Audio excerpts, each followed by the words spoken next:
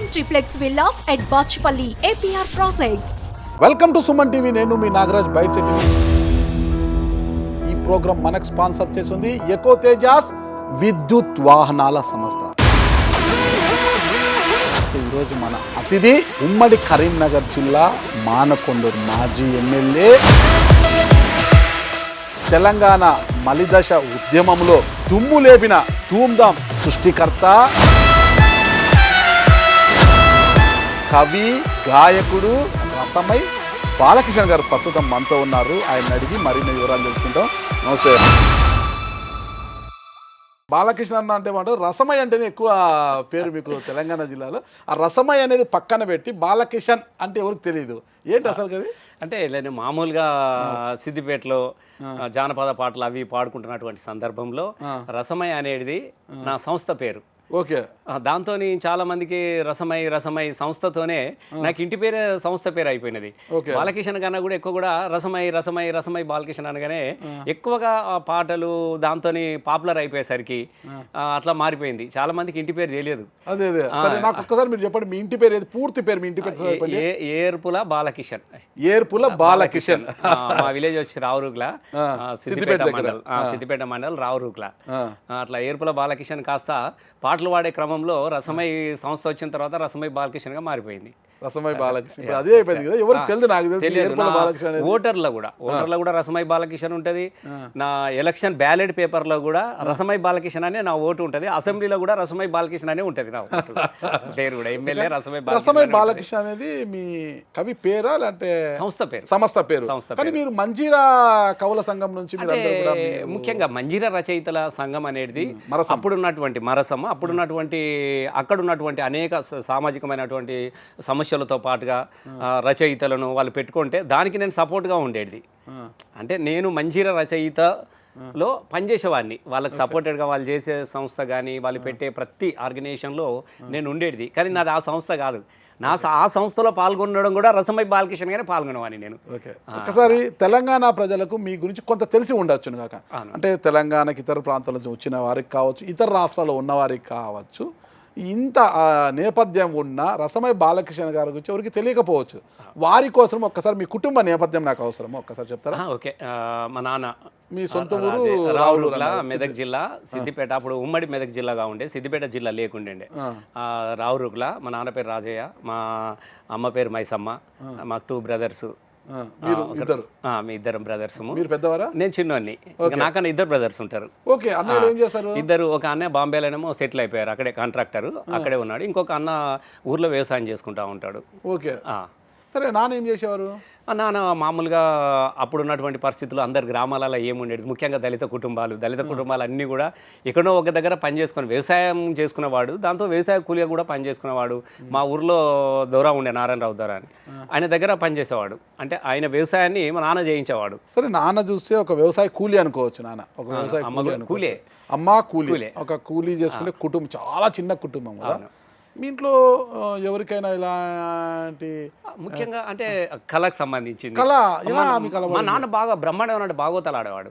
ఇప్పుడు నేను రసమై బాలకృష్ణ అని ఎట్లయితే పేరుండేనో, మా నాన్న కూడా భాగవతుల రాజయ్య అందరు.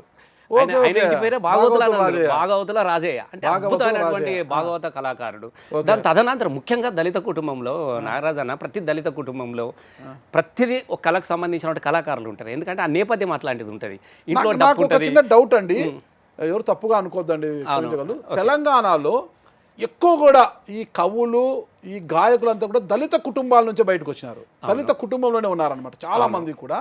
ఎందుకు ఆ కుటుంబం నుంచే ఎక్కువ? అంటే ముఖ్యంగా ఎప్పుడైతే మీరు ఎప్పుడు గుర్తుపెట్టుకోండి, ఆకలి ఉన్న దగ్గర, అణచివేత ఉన్న దగ్గర అని తెలియకుండానే పాట పుట్టుకొస్తుంది, అని తెలియకుండానే ఆట పుట్టుకొస్తుంది, వాళ్ళకి తెలియకుండా రిధం పుట్టుకుంటూ వస్తుంది.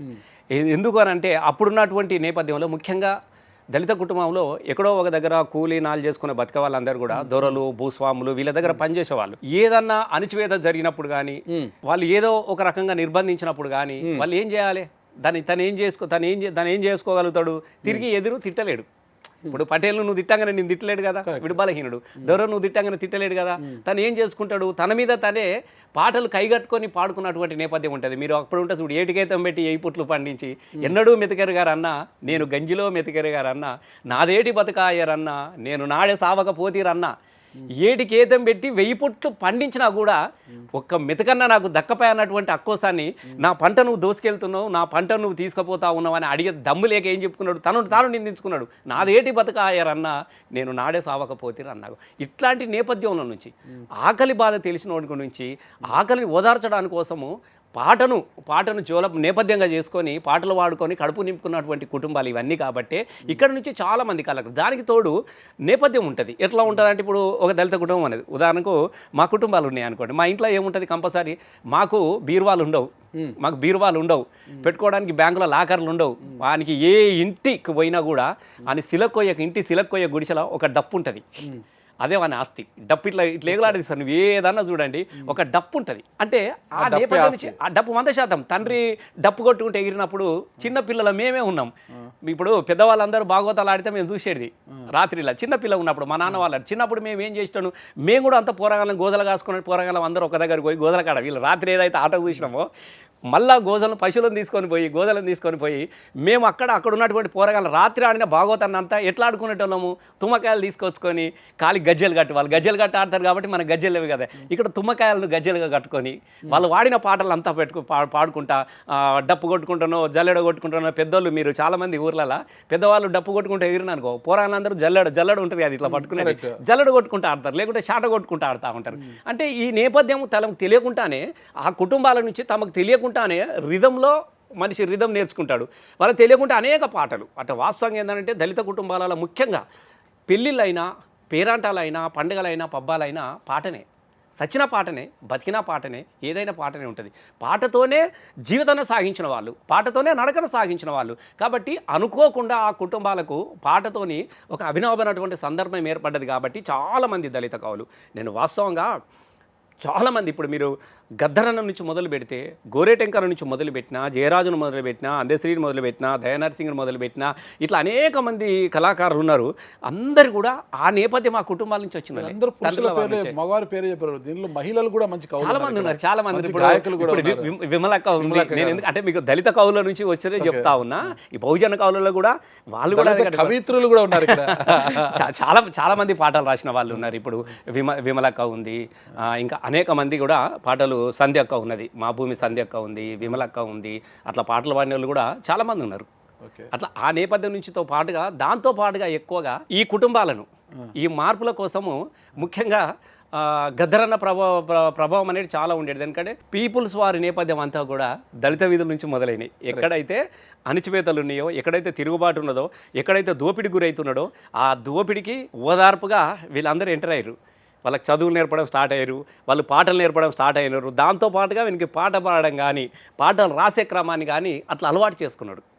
దాని నుంచి ఈ క్రమం నుంచి ఇట్లా వచ్చింది అనేకంగా. మొట్టమొదటిగా మీ కలం నుంచి జారువాలిన కవిత ఏది అంటే, తెలంగాణ కోసం రాశారా, ఎవరి కోసం రాశారా? అంటే అప్పుడు ఇంకా తెలంగాణ పాట పాడారు అంటే ముఖ్యంగా నేను చిన్నప్పటి నుంచి ఎక్కువగా నేను జానపద గీతాలు పాడేది. ఓకే, జానపదాలు పాడేది. బాగా నచ్చిన జానపద గేమ్ చాలా నేను రేడియోలో కూడా చాలాసార్లు పాడాను. అప్పుడు నేను ఇంటర్మీడియట్ చదువుతున్నప్పుడే రేడియోలో పాటలు పాడేది. మా ఎస్ ప్రభాకర్ అన్న ఉండే, తను తీసుకొని పరిచయం చేసిన తర్వాత చిన్న పిల్లగాలం ఒకప్పుడు రేడియోలలో ఇలా పాటలు పాడతారేమో అని అనుకునే వాళ్ళం. రేడియోలో కూర్చొని ఇలా పాటలు పాడతారేమో అని అనుకునేటోళ్ళం. తెలియదు కదా మనకు, అన్న పాటలు వస్తూ ఉంటే. అంటే ఆ క్రమం నుంచి రేడియోలోనే నేను పాటలు పాడాను. 375 రూపాయలు ఇచ్చారు నాకు అప్పుడు. జానపద సంగీతం అని శుక్రవారము ఇట్లా వచ్చేది ఒకటే, వారానికి ఒకటేసారి వచ్చేది కదా. ఆ ఒక్కసారి వచ్చినటువంటి సందర్భంలో నేను ఇంటర్మీడియట్లో చదువుకుంటున్న క్రమంలోనే నేను దూరదర్శన్లో కానీ ఇక్కడ కానీ పాడినటువంటి రేడియోలో నేను మొదలు పాడిన 370 రూపాయలు. అవును, ఫస్ట్ ఏ పాట అది? చాలా పాటలు ఉన్నాయి. ఫస్ట్ 370 రూపాయలు పారితోషికం తీసుకున్న పాట ఏది? పాట కంది ఊసె కందిగా కంది కొనలు నంది మేసె, కంది ఊసె కందిగా కంది కొనలు నంది మేసె, నంది ఓలె నువ్వే రాంగనో, నవలి కళ్ళ నరు సంబంధి కళ్ళు మంట మండెనో, నల్లా కోడికి పిల్లలందం నమీలికి సాయేలందం, నల్లా కోడికి పిల్లలందం నమీలికి సాయేలందం, నడమవోయే ఆడా దానికి నవలి కండ్ల నరుసయ్యడు మా చేతి గాజులందము.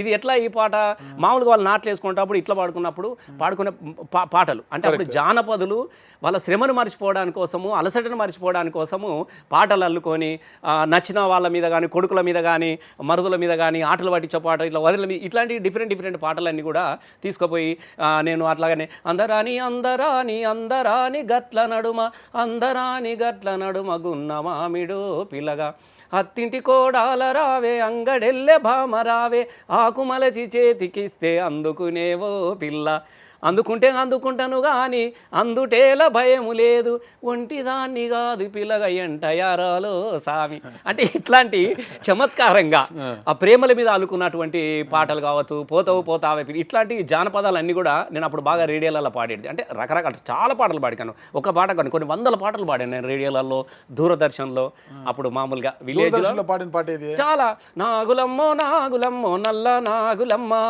నాగులమ్మో నాగులమ్మో నల్ల నాగులమ్మ నీ ఇంటి ముందర జామ అరే జామలుందో జానా నీ ఇంటి ముందర జామ హా జామలుందో జానా జానోలే జానోలే జానోలే లేసి రావమ్మో నల్ల నాగులమ్మ ఇవి సిన్ని దానివే ఓ పిల్ల పజ్జొన్న కోసేదాని అంటే దూరదర్శన్లో జానపదాలు మాత్రమే పాడాలి కాబట్టి అవి సేకరించిన ఒరిజినల్ జానపదాలు అంటే మనము రాసిన పాటలో లేకుంటే ఇట్లా కాకుండా అచ్చమైనటువంటి జానపదుల చెమట సుక్కల నుంచి వచ్చినటువంటి శ్రమజీవుల పాటలు మాత్రమే అప్పుడు దూరదర్శన్లో పాడిన క్రమంలో ఇట్లా అనేక పాటలు పాడాను గ్రామాల్లో ఎందుకంటే నేను కూడా గ్రామంలో ఉండేవాడిని ఇవన్నీ చేసుకొని ఇట్లా చేసుకునేవాడిని కాబట్టి ఎక్కువగా అట్లాంటి పాటలు చాలా పాడేది నేను స్టడీస్ అంతా అక్కడే జరిగా స్టడీస్ అంతా సిద్దిపేటలో చదువుకున్నా సిద్దిపేటలో ఎంతవరకు చదివారు మీరు నేను పిహెచ్డి గోల్డ్ మెడల్ అన్న ఓకే నేను ఎమ్మెల్యే అయిపోయిన తర్వాత నాది ఎంఏ బిఈడి ఎంఏ బిఈడి వరకు తెలుసు నాకు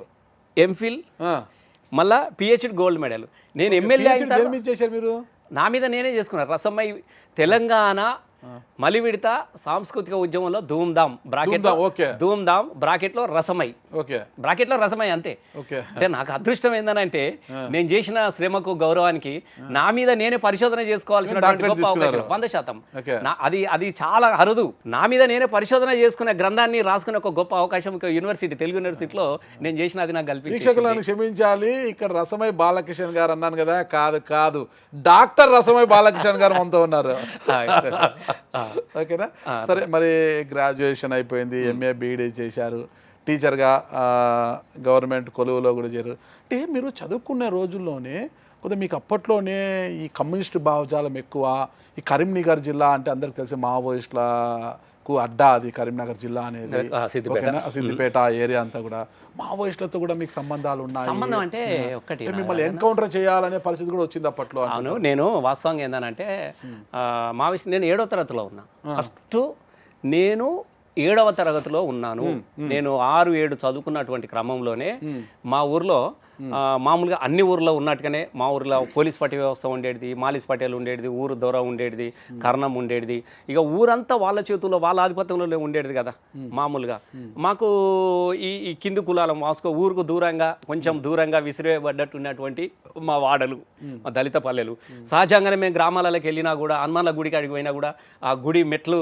ముట్టుకోవద్దు గుడిని ముట్టుకోవద్దు గుళ్ళేకు పోవద్దు స్కూల్లో చదువుకున్నప్పుడు కూడా వెనక బెంచ్కి మాత్రమే పరిమితం మేము వెనక బెంచ్లలో కూర్చుండే పెట్టేది ముంగట పటేళ్ల పిల్లలు వాళ్ళ పిల్లలు వీళ్ళ పిల్లలు ఉంటే మేము ఎంత క్లెవర్గా చదివినా మాకేం చదివినా కూడా మమ్మల్ని వెనుకనే కూర్చుండే పెట్టేది తర్వాత అప్పుడు ఊర్లో అప్పుడు చిన్న స్కూల్లో ఇప్పుడు మీరు 75-80 ఆ పరిస్థితుల్లో మీరు చూసినప్పుడు 75-79 ఊర్లలో కూడా గోధుమ రవ్వ పెడతారు మొక్కజొన్న గుట్క అవన్నీ ప్లేట్లన్నీ మాతోనే గడిపిస్తారు మా ఏసీలో మాతోనే గడిపిస్తారు స్కూల్లో తిన్న ప్లేట్లని మాతోనే గడిపిస్తారు పిల్లలు అన్నీ తిన్నట్టుకుంటా అంటే ఇట్లాంటి ఒక అమానుషమైనటువంటి అంటరానితనాన్ని చూసినప్పుడు చదువుకుంటున్నప్పుడు కూడా మనసులో బాధగా అడిగేది.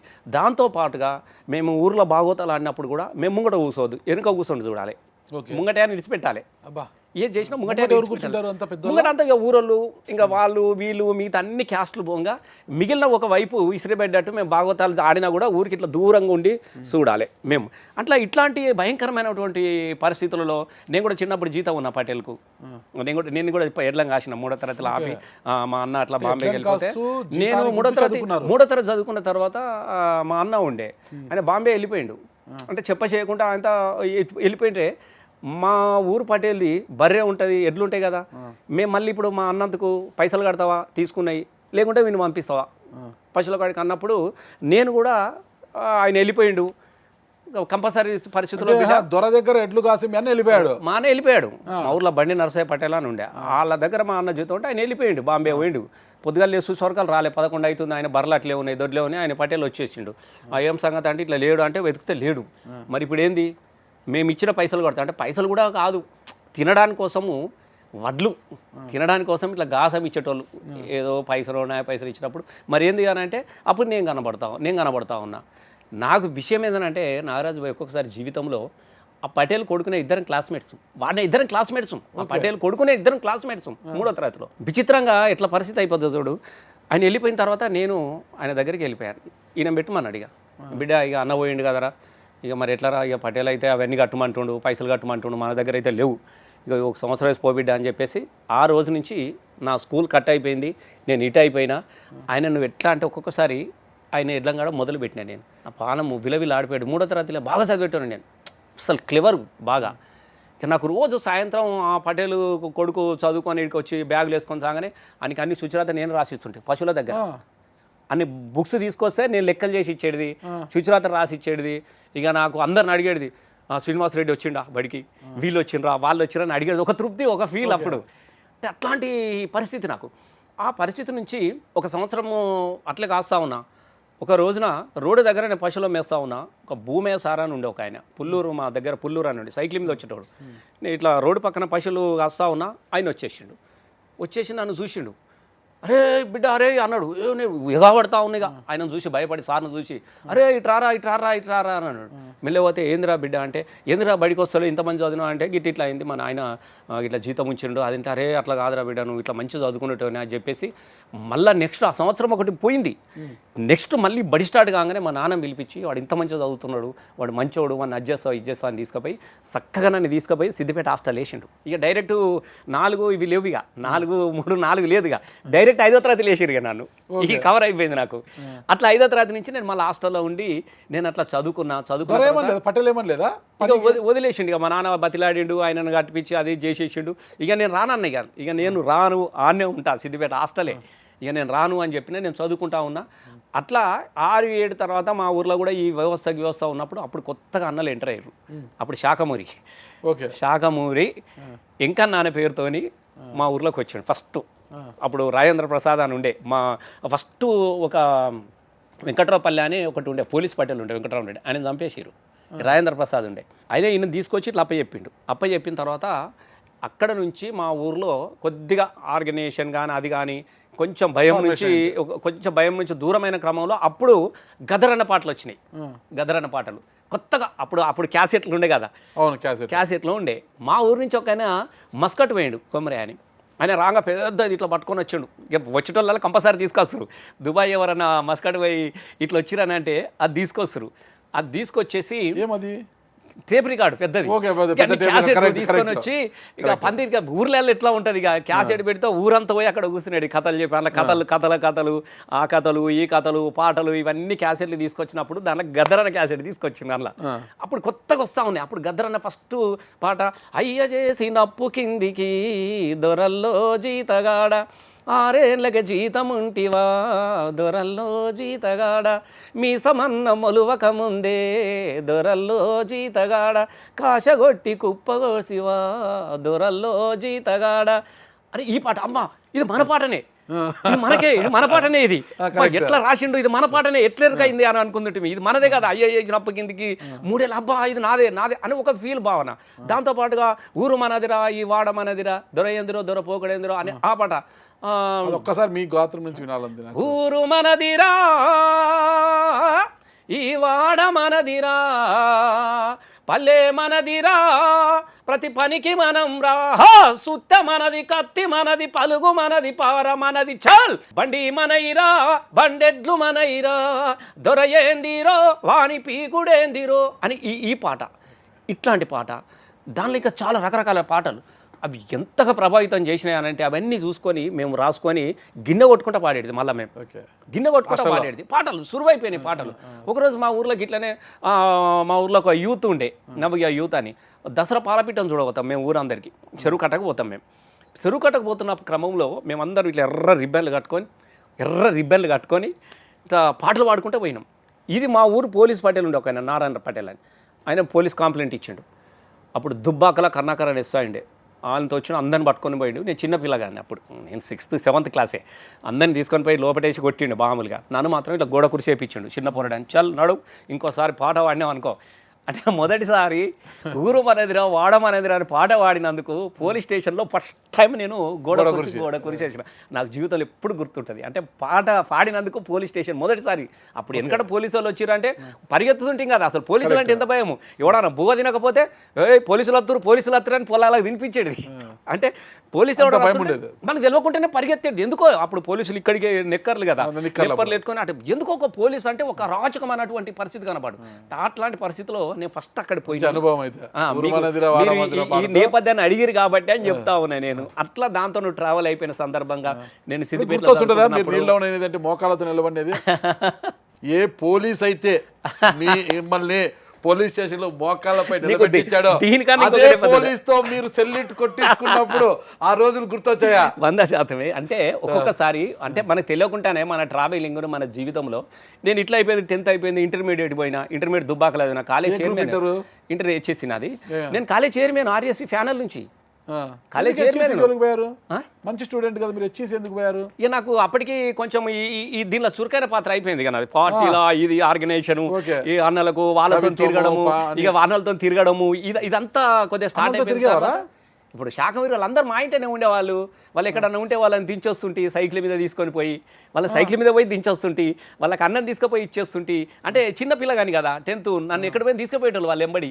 అట్లా మెల్లగా ఈ 10th తర్వాత దుబ్బాకలో నేను ఇంటర్మీడియట్ జాయిన్ అయినా. అప్పుడు నేను మొదటిసారి కాలేజీ చైర్మన్ అయినా. నేను ఆర్ఎస్సి ఫ్యానల్ నుంచి నేను కాలేజీలో మాట్లాడుతున్నట్టు స్పీచ్ రోజున ఫస్ట్ టైం నాకు అదో ఆర్ఎస్సి ఫ్యానల్ నుంచి.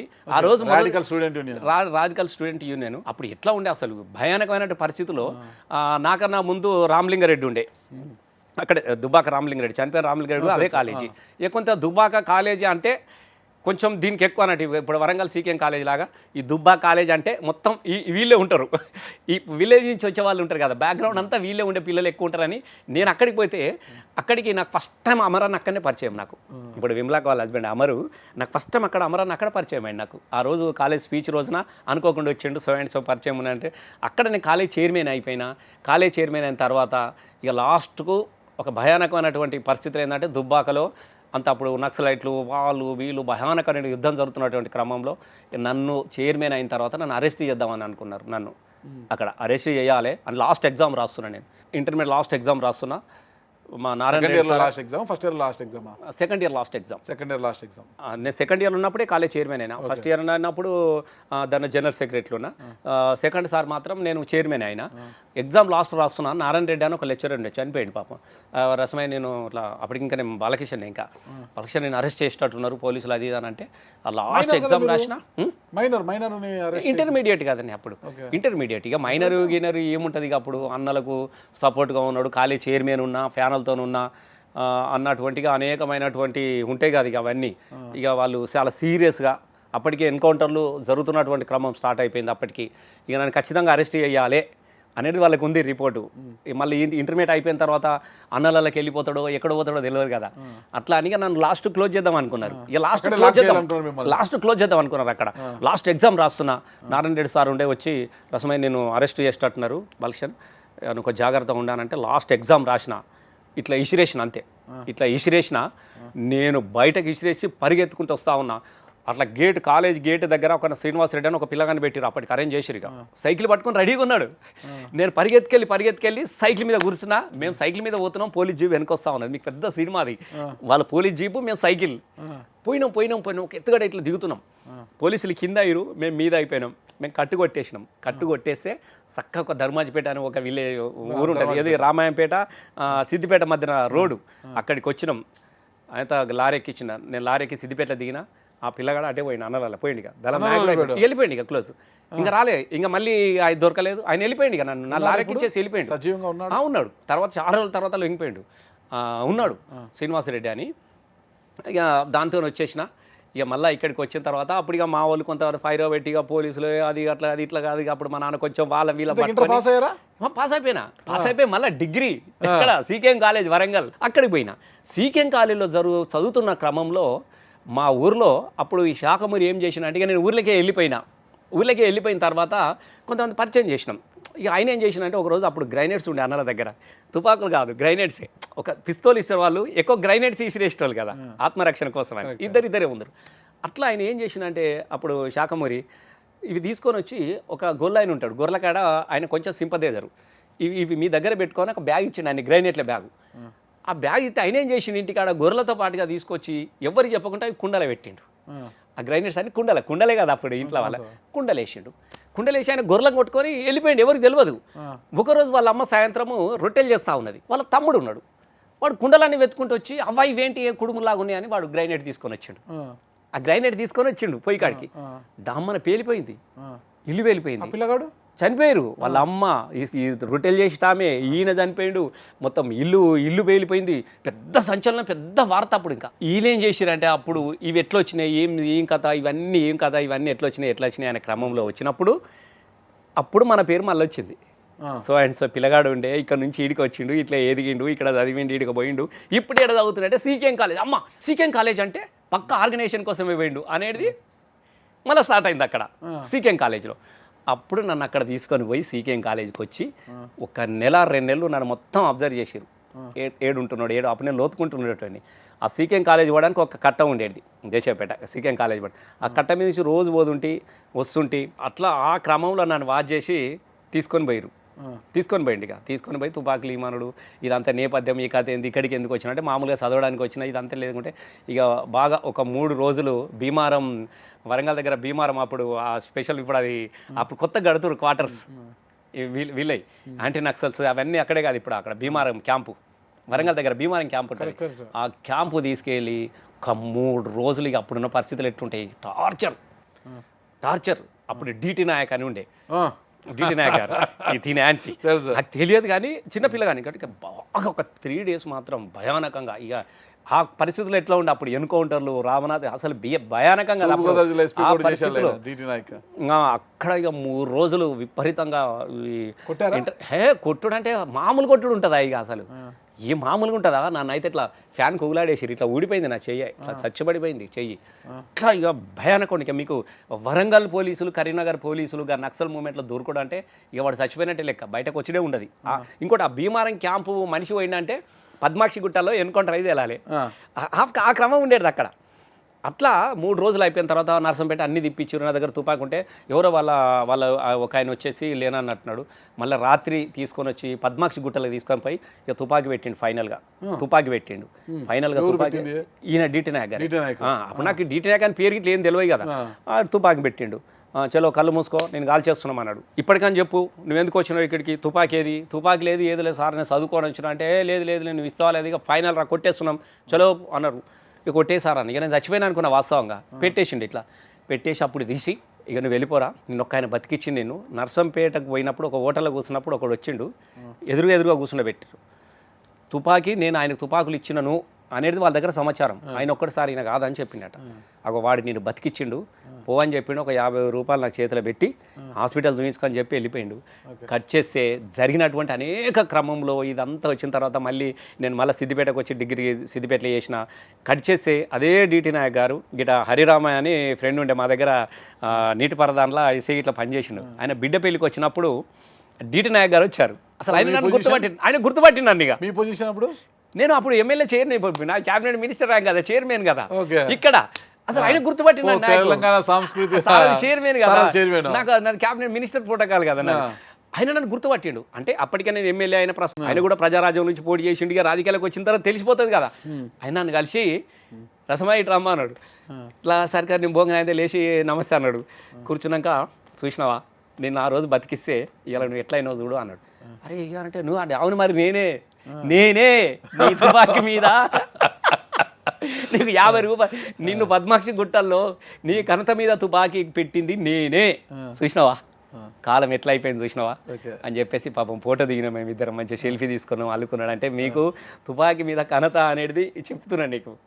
అంటే ఒక ఇక్కడ నుంచి ఇక్కడ ప్రస్థానం నుంచి ఇట్లా వచ్చిన తర్వాత నేను మళ్ళీగా సిద్దిపేటలో డిగ్రీ చేయడము, డిగ్రీ అయిపోవడం తర్వాత బీఈడి ఉస్మానియాలో చేసిన, మళ్ళీ నాకు టీచర్ జాబ్ వచ్చింది. దాని క్రమంలోనే మళ్ళీ ఎంఏ చేసిన, చదువుకుంటేనే టీచర్ అయిన తర్వాత కూడా నేను మళ్ళీ ఎంఏ చేశాను. మళ్ళీ దాని క్రమంలో ఇక సార్ నాకు మొదటి నుంచి ఇక కేసీఆర్తో అటాచ్మెంట్ మొదటి నుంచి చాలా చిన్నప్పటి నుంచే ఉండేది. నాకు అదే అర్థం కాదు, కేసీఆర్తో మీకు మంచి అనుబంధం ఉంది, మీరు మొత్తం నుంచి కూడా ఒక కమ్యూనిస్ట్ భావజాలం, ఒక రాడికల్ భావజాలం మీతో మావోయిస్టులకు దగ్గర. అలాంటిది కేసీఆర్ అని ఒక బూర్జువా పార్టీకి చెందిన నాయకుడైన, మరి కేసీఆర్ గారికి మీరు ఎలా దగ్గరయ్యారు? మీరు కేసీఆర్ గారు అంటే టీఆర్ఎస్ పార్టీ ఆవిర్భావంలోనే కేసీఆర్ గారి కోసం పాటలు రాసేవారు, పాటలు పాడేవారు, మీరు అసలుకి చాలా కీలకంగా ఉండిపోయారు ఆయన దగ్గర మీరు.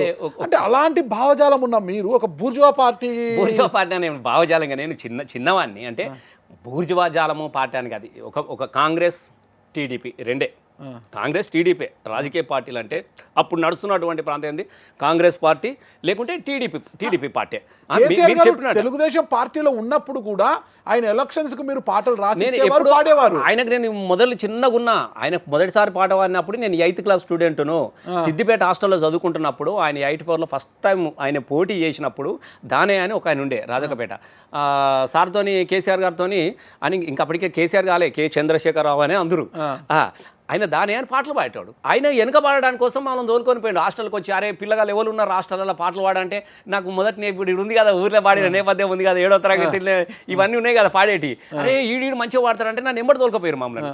ఫస్ట్ ఎంబడి తోలుకొని పోయి ఆయన పాడుతూ ఉంటే చంద్రశేఖర్ అన్న వచ్చి ఎన్నెలో అంటే మేము పాడేది. అంటే నేను మొదటిసారి పాట పాడినప్పుడు నేను 7th క్లాస్ స్టూడెంట్ను, అప్పుడు కేసీఆర్ మొదటిసారి పాట 7th క్లాస్ స్టూడెంట్. ఏ పాట పాడారు అప్పుడు? ఇవే అన్ని ఎలక్షన్ల పాటలు ఆయన వాడితే వెనుక వాడేది మేము. దాని తదనంతరము మళ్ళీ నేను డిగ్రీ చదువుకుంటున్నప్పుడు అప్పుడు సారు మళ్ళీ, అప్పటికి నేను కొంచెం పెద్దగా అయినప్పుడు సారు దళిత బంధు అంటే వాస్తవంగా పార్టీల మీద ఒక రకమైన అభిప్రాయం ఉండొచ్చు, కానీ వ్యక్తిగతంగా కేసీఆర్ మొదటి నుంచి కూడా ఆయన కొంచెం దళిత భావాలు ఎక్కువ, ఆయనకు మొదటి నుంచి కూడా తిరుగుబాటు స్వభావం కలిగిన వాడు మొదటి నుంచి కూడా. కొంచెం వీళ్ళ ఫ్రెండ్షిప్ ఎక్కువ వాడేది. ఇప్పుడు దానే కానీ ఎక్కువ దళితులే. నేను ఇప్పటికి కూడా చెప్తా ఉన్నా, ఆయన తిరిగిన క్రమము, ఆయనకున్న పెరిగిన ఫ్రెండ్షిప్ అదంతా కూడా చిన్నప్పటి నుంచి కూడా ఎక్కువగా బీసీలు ఎస్సీలు వీళ్ళతోనే ఎక్కువ కలిసి ఉండేవాడు కేసీఆర్. సరే, మీరు కేసీఆర్ గారు గురించి చెప్తున్నారు, బాగుంది, ఒక మంచి నాయకుడే. కేసీఆర్ గారు దళిత బంధే అనుకుంటాం కదా, దళిత బంధువు అనుకుంటాం. తెలంగాణ సాధించిన తర్వాత తెలంగాణ వస్తే తెలంగాణకు తొలి ముఖ్యమంత్రి దళితుడు అని అన్నారా లేదా కేసీఆర్? అవును.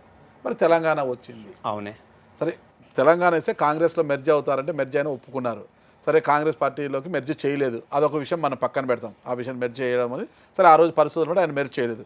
తెలంగాణ వచ్చిన తర్వాత తెలంగాణ రాష్ట్రం ఏర్పడ్డాక తొలి ముఖ్యమంత్రి దళితుడే ఉంటాడన్నప్పుడు దళితుని ముఖ్యమంత్రి చేయలేదు. అప్పుడు తెలంగాణలో కేసీఆర్ గారు దళిత బంధువు అంటారా లేదంటారా? అంటే ఒక రెండు ఉన్నాయి ఇక్కడ.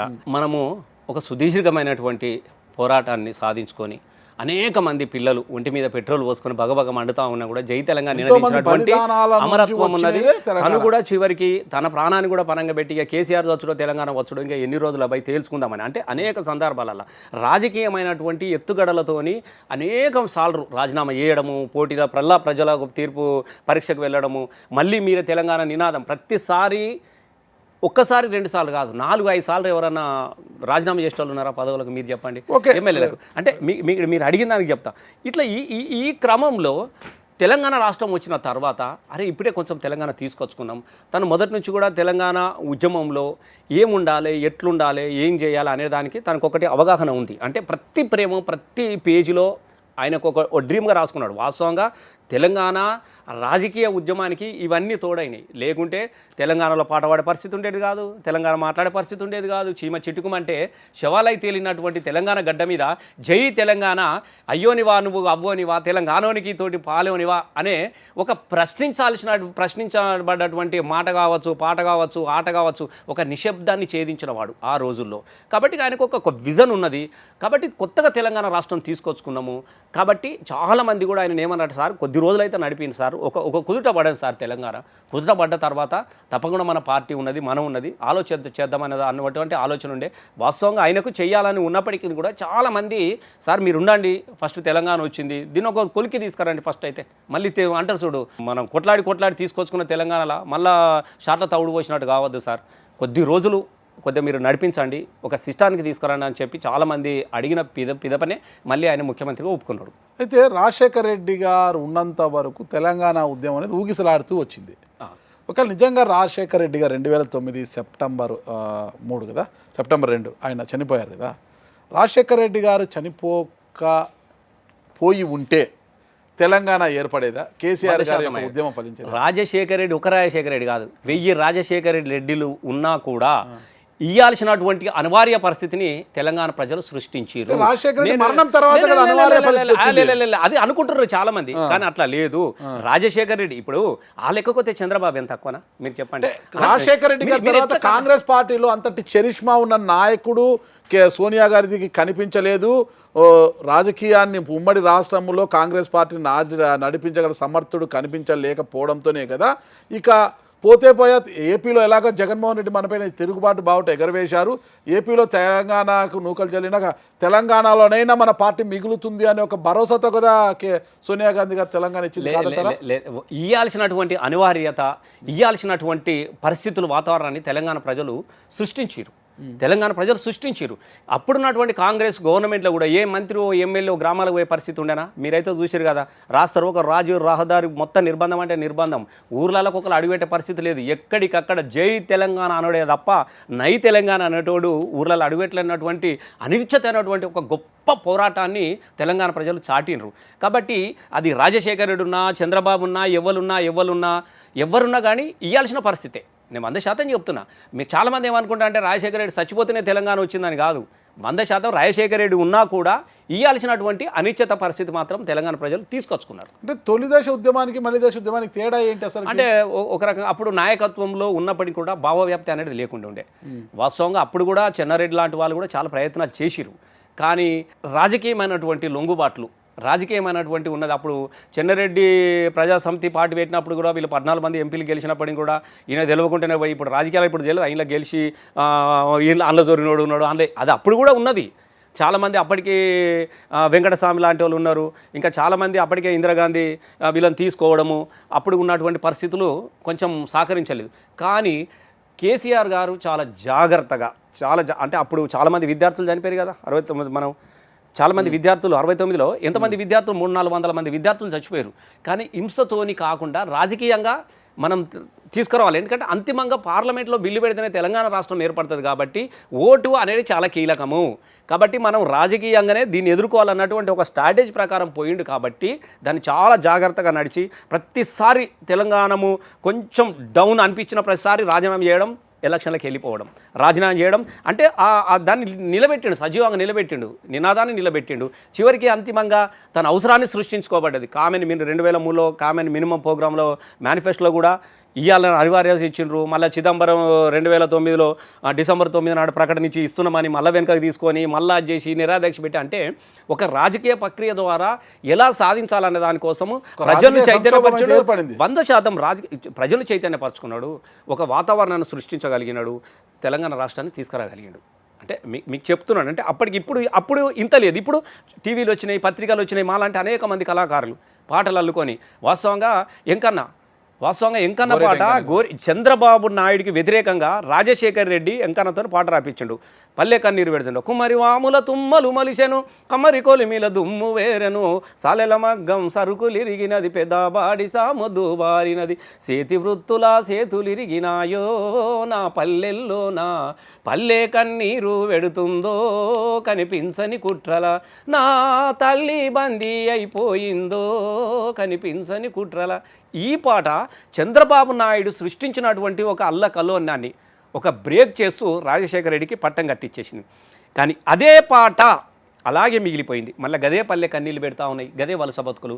అప్పుడు సారు 2001 పెట్టిన తర్వాత మేము 2000 ధూమ్ధాం ఒక సాంస్కృతిక ఉద్యమం ఉండాలి, ఒక రాజకీయ పార్టీకి ఒక బలమైనటువంటి సాంస్కృతిక ఉద్యమం ఉండాలన్నటువంటి ఉద్దేశంతో మళ్ళీ నేను తెలంగాణ ధూమ్ధాం పెట్టి మళ్ళీ వీళ్ళందరినీ ఒక వేదిక మీదకి ఒక ప్లాట్ఫామ్ అని తీసుకొచ్చినాం. వాస్తవంగా మా నాగరాజు తమ్ముడు అసలు పండుగలు పబ్బాలు అసలు ఎక్కడ చూసినా కూడా పల్లెలలో మనుషులు ఎక్కడ కనబడ్డారు? మీరు నాగరాజు అన్న నువ్వు చెప్పు. ఏ ఊర్లలో పోతే పాలమూరాసు అంటే ఊరికి పోతే ఊర్లలో పోతే ప్రజలు రోడ్డు అడగపోయేటోళ్ళు గారు. సార్ మా ఊరికి రోడ్డు అయ్యో, రేషన్ కార్డు అనో లేకుంటే ఇదానో పింఛనో ఎవరు అడగపోదురు. ఊళ్ళకు అడుగులు పెడితే సార్ బొంబాయి బస్సు వేయించండి సార్ అని దరఖాస్తులు ఇస్తారు ఎమ్మెల్యేలకు. అట్లాంటి పరిస్థితి. బొంబాయి బస్సు వేయండి సార్, బతకపోవాలి కదా. సిరిసిల్లకు పోతే చేనేత కార్మికులు లేకుంటే ఆకలి ఆత్మహత్యలు ఉన్నటువంటి పరిస్థితులు. ఈ నేపథ్యాన్ని అన్ని క్రోడీకరించుకొని మేము ధూమ్ధాం పెట్టిన తర్వాత చాలా పాటలు ప్రజలను కదిలించే పాటలు. మన కోదాడ సీన్ రాసింది, ఉండు పైలంగుండు అమ్మ మాయమ్మ, బొంబాయి పోతున్న తల్లి మాయమ్మ, బతుకుబారామాయ సీతగోరామాయ, చేసేదేమీ లేక సంచారం పోతున్నా, బతుకు తెరువు కానీ అమ్మ మాయమ్మ, బొంబాయి పోతున్న తల్లి మాయమ్మ, సీతగాన్ని దాని కొడుక మల్లయ్య, ముసలిపానం నాది బిడ్డ మల్లయ్య, ఈ ఏడు కరువు వస్తే వచ్చేడు చూద్దాము, కలో గంజో తాగి బతుకుదాం బిడ్డ, నువ్వు పోవద్రాని పాట పాడి వేదిక మీద పైలం సంతోష్ చనిపోయాడు. మా సంతోషు, ఆమె పుష్ప, మా స్నేహ వీళ్ళు ఆడుతూ ఉంటే జనాలు కన్నీళ్ళు పెట్టేది. ఇట్లాంటి దుఃఖాన్ని ప్రజల ముందు వాళ్ళ జీవితాలను ఆవిష్కరించిన తర్వాత అప్పుడు గూఢజ్ఞాన రాసినటువంటి పాట నేను అందుకొని, అరే వెనుక ముందు చూసుడేంది రాజన ఓ రాజన, ఎత్తుక తెలంగాణ జెండ రాజన ఓ రాజన, పుడితొక్కడి సత్యరెండు రాజన ఓ రాజన, ఎత్తుక తెలంగాణ జెండ రాజన ఓ రాజన, చాల్ గజ్జలు రెండు గజ్జల. అమ్మ జనాలు లేచి ఆడి చిని అమ్మ తెలంగాణ వచ్చేదాకా ఈ నుంచి కదిలేదే లేదు అన్నటువంటి ఒక పట్టుదల వాళ్ళలో అంత కసిని రగిలించినటువంటి అవకాశము. ఇటు సాంస్కృతిక ఉద్యమము, ఇటు రాజకీయ ఉద్యమము, ఇటు పత్రికలు, మీడియా ఇవన్నీ కూడా హైప్ తీసుకొచ్చినాయి. అంటే ఆనాడు ఇవన్నీ లేవు, ఈరోజు ఇవన్నీ తోడొచ్చినాయి. ఆ రోజుల్లో కేవలము మన రెడ్డి సంగం సత్యనారాయణ గారు, మాచర్ల సత్యనారాయణ గారు మాత్రమే పాడేది. కానీ ఇప్పుడు అనేక మంది గొంతులు వచ్చినాయి, చాలా గొంతులు వచ్చినాయి, చాలా పాటలు వచ్చినాయి. సో ఇవన్నీ కూడా ప్రజల్లోకి తెలంగాణ ఉద్యమాన్ని రావడానికి కోసం ఇవన్నీ కూడా ఉపయోగపడ్డది. టీఆర్ఎస్ ఆవిర్భావం తర్వాత టీఆర్ఎస్ తెలంగాణ సాంస్కృతిక విభాగానికి మీరు పనిచేశారు. అవును, ఓకేనా, సాంస్కృతిక విభాగానికి మీరు పనిచేశారు. అక్కడ నుంచి వస్తుందండి ఈ మరసం మొత్తం వాళ్ళందరూ వచ్చిన వాళ్ళంతా కూడా మీ వెంట నడిచారు, మీరు చేశారనమాట. తెలంగాణ ఉద్యమ సమయంలో ఈ మరసం నుంచి వచ్చిన ప్రతి ఒక్కరు మీతో పాటు చాలా కష్టపడి చేశారు. కానీ ఆ సమయంలో ధూమ్ధామ్ అనే ప్రోగ్రామ్ అనేది పెద్ద ఎత్తున సక్సెస్, దుమ్ము లేపిన ధూమ్ధామ్ అనమాట. తెలంగాణ ఉద్యమంతో ముఖ్య భూమిక. అసలు తెలంగాణ రాష్ట్రంలో ఉన్న తెలంగాణ వాగ్గేయకారులందరినీ కూడా, మొత్తం కవులందరినీ కూడా ఒక వేదికపై తెచ్చింది మీరే అనమాట. రసమై బాలకృష్ణ గారే ధూమ్ధామ్ కార్యక్రమం. అసలు గద్దర్ గారు, విమలక్క, గోరేటి వెంకన్న గారు, ఇలా చెప్పుకుంటూ పోతే చాలా మంది ఎవరిని వదలకుండా ఒక వేది మీద తెచ్చి దద్దరిల్లిపోయిందనమాట. వాళ్ళ పాటలతో, గజ్జల సవ్వడితో, డప్పు చప్పులతో దద్దరిల్లిపోయింది. అసలు ధూమ్ధామ్ అనేది ఎలా ఆలోచన వచ్చింది మీకు? అసలు ఎలా పెట్టాలనుకున్నారు? అంటే వాస్తవంగా నేను 2001లో ఈ అశోక్ తేజ రాసినటువంటి పాటలను, సుద్దాల అశోక్ రాసిన పాటలు మంచి బతుకు పాటలు, అప్పుడు చాలా పాపులర్ పాట ఉంటుంది చూడు, నేలమ్మ నేలమ్మ నేలమ్మ నీకు వేల వేల వందనాలమ్మ, నేలమ్మ నేలమ్మ నేలమ్మ, ఇది ఆ పాట. తర్వాత ఆకు పచ్చ సందామామ నువ్వెలే నీకు మచ్చ యాడాలేనే లేదులే నింగిలున్న చందమామయ్య చేతిలో మహిమ ఏమున్నది, మన్నుల నుంచెల్లి అన్నము తీసే మహిమ నీకున్నది, అయినా మింటు చుక్కలల్లవాడు చెమట చుక్కలల్ల నువ్వు, ఈ పాట. తర్వాత టప చెమట బొట్లు తాళాలై పడుతుంటే ఈ సాంగ్. ఇట్లాంటి ఆయన పాటలు ఒక 5-6 తీసుకొని నేను అప్పుడు ఇంకా కాలేజ్ చేస్తున్నా, టీచర్గా ఉన్నా, అవన్నింటిని కూడా నేను ఒక క్యాసెట్ రూపొందించిన పాటలు. ఆయన ఆ పాటలన్నీ కూడా నేను తీసుకొని ఆయన దగ్గర హక్కులు తీసుకొని ఇవన్నీ కూడా నేను క్యాసెట్ చేసిన. ఇది రవీంద్ర భారతిలో ఆవిష్కరణ సభ పెట్టినాం మేము, జానపద జాతర అని పెట్టి. అప్పుడు నాగరాజు ఉండే, మా అంతడుపులో నాగరాజు తమ్ముడు డాన్స్ చేస్తాడు జానపదాలు. నేను అప్పుడప్పుడు నన్ను పిలిస్తేనే పాటలు పాడేది. మేము రవీంద్ర భారతిలో ఒక అద్భుతమైనటువంటి గుడిసె, మైసమ్మ, పోషమ్మ, ఒక కొత్త ధనాన్ని తీసుకొచ్చి క్యాసెట్ ఆవిష్కరణ చేసినాం. అందులో అక్కడికి అందశ్రీ గారు, సుద్దాల అశోక్ తేజ, సుద్దాల భారతి, గూడ అంజన్న, ఇట్లా కొంతమంది వీళ్ళు వచ్చి పాటలు పాడినప్పుడు అప్పుడు కేసీఆర్ గారు వచ్చారు. వచ్చిన తర్వాత మొదటిసారి ఆయన వచ్చి కూర్చున్నాడు రవీంద్ర భారతిలో. ఒక 3 గంటలు కదలకుండా కూర్చున్నాడు. 3 గంటలు సిగరెట్ తాగకుండా కూర్చున్నాడు.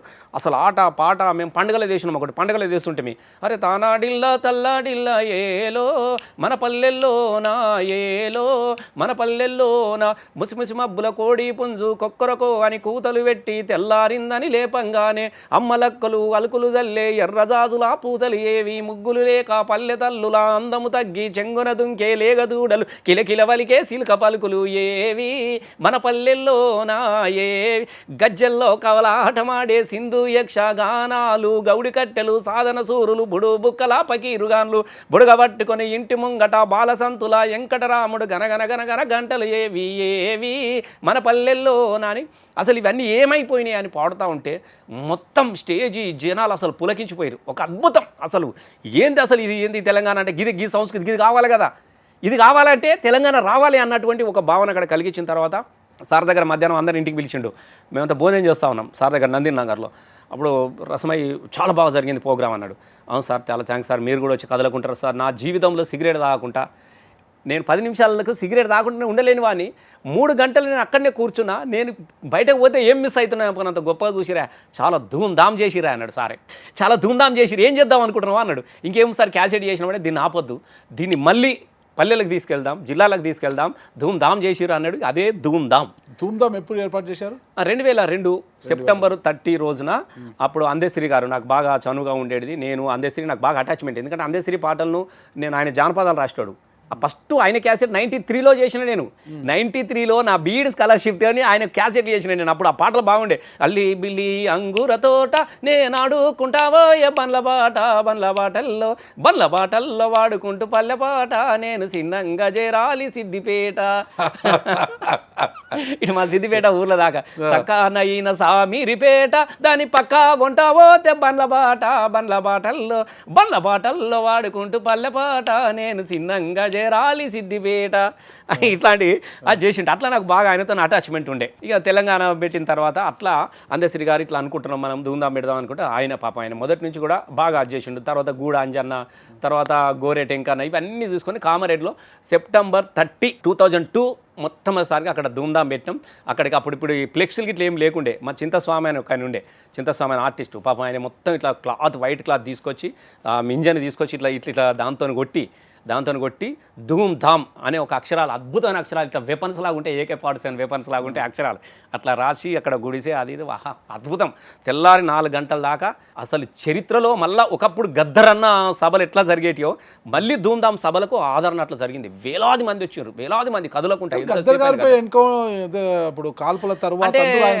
అంటే అప్పటికి నేను దాని తర్వాత కామారెడ్డి తర్వాత మళ్ళీ సిద్దిపేట పెట్టి సంగారెడ్డిలో పెట్టినాం. సంగారెడ్డి అప్పుడు విమలక్క వాళ్ళు వచ్చారు, అరుణోదయ వాళ్ళు కూడా ఆడారు మాకు. మేము కూడా అంటే కలిసి చేద్దామకంటే వాళ్ళు విమలక్క వాళ్ళు వచ్చారు. విమలక్క అప్పుడే కొత్తగా వచ్చింది ఆ పాట, ఆడుదాం దప్పుల దరివేరా, అప్పుడు కొత్తగా వచ్చిన పాటలు. విమలక్క వాళ్ళు వచ్చారు. దాని తర్వాత మేము చేస్తూ ఉన్నప్పుడు అసలు అప్పుడు మనం ఎంత చేసినా కూడా ఒక సాంస్కృతిక ప్రదర్శనలాగానే పోతుంది. దీనికి ఒక రాజకీయ కోణాన్ని కావాలంటే అసలు గద్దరన్నం తీసుకొద్దామన్న ఆలోచన అప్పుడు నందిని సిద్ధారెడ్డి, నేను అడిగిన సిద్ధారెడ్డి సార్కి ప్రపోజల్ పెట్టిన, సార్ గద్దరన్నం తెస్తే బాగుంటుంది కదా సార్, మనకి ఇంకా వైడ్ వస్తుంది. మరసమే అప్పుడు అన్ని తెలంగాణ రచయితలు కొంచెం క్లాస్ అటు ఇటు ఉన్నారు. ఒక క్లాస్ అప్పుడు ఉన్నట్టు ఒకటే కాలేజ్ మేట్స్. అప్పుడు నేను గద్దరన్న దగ్గరికి నేను దేశపతి సిద్ధారెడ్డి సార్ పోయినాం. అప్పటి కాల్పుల తర్వాత ఎవరు పోలేదు, ఎందుకంటే అప్పటికి ఇప్పుడు బెల్లి లలిత చనిపోయిన తర్వాత పాట గద్దరన్నతోని సంబంధాలు కలిగినటువంటి పాట ఉన్నది అని అంటే ఎన్కౌంటర్ కాలమే కదా. ఎన్కౌంటర్ ఇప్పుడు ఐలాండ్ని చంపేయలేదా, బెల్లి లలితని చంపేయలేదా, ఆమె పాటలు పాడినందుకే కదా, తెలంగాణ పాటలు పాడినందుకే కదా. అట్లాంటి క్రమంలో మేము పోయి అడిగితే ఫస్ట్ అన్న ఇట్లా కాదురా, మళ్ళీ ఒక రోజు పెడతారు, మీకు కూడా నిర్బంధం వస్తుంది, పోలీసులు పట్టుకపోతారు, మీరు మంచిగా నడిపిస్తారు కదరా, ధూమ్ధామ్ నడవని అద్భుతంగా ఉన్నది. మళ్ళీ నేను జననాట్య మండలి సభలు చేసినట్టుగా అనిపిస్తుంది, లక్షలాది మంది వచ్చారు, మన లక్ష్యం అనేది ప్రజలకు చేరువవుతున్నది, మంచిగా మీరు ఉన్నారా, మళ్ళీ నేను వస్తే మీకు కలర్ చూస్తారంటే ఏదన్నా పోయానన్నా నువ్వు రావాల్సిందే అని పట్టుబడితే మళ్ళీ తెల్లారమ్మన్నాడు. మళ్ళీ తెల్లారిపోయి తీసుకొచ్చి అప్పుడు ఏలే లక్ష్మణ ఇక్కడ ఉండే పెయింట్ వేసేసి అప్పుడు లలిత కళ తోరణానికి గద్దరన్నం తీసుకొచ్చి ఇట్లా వచ్చి అట్లే పోతా అన్న గద్దరన్న అసలు అద్భుతం. అది అసలు ఆ 4 సీడీలు చేసినాం ఆ ప్రోగ్రామ్ అంతా.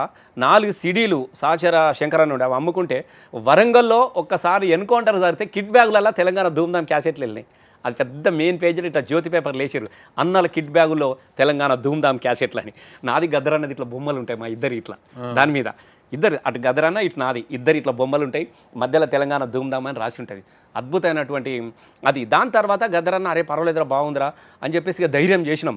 ధైర్యం చేసి మామూలు ధైర్యం కాదు, గా కాలంలో గద్దరన్నం తీసుకొని నేను దాని తర్వాత మొత్తం రాజకీయంగా కేసీఆర్ కూడా రాజీనామా చేయాలి, ఇక వీళ్ళు ఇయ్యరు, మళ్ళీ రావాలంటే సార్ కూడా రాజీనామా చేసిండు.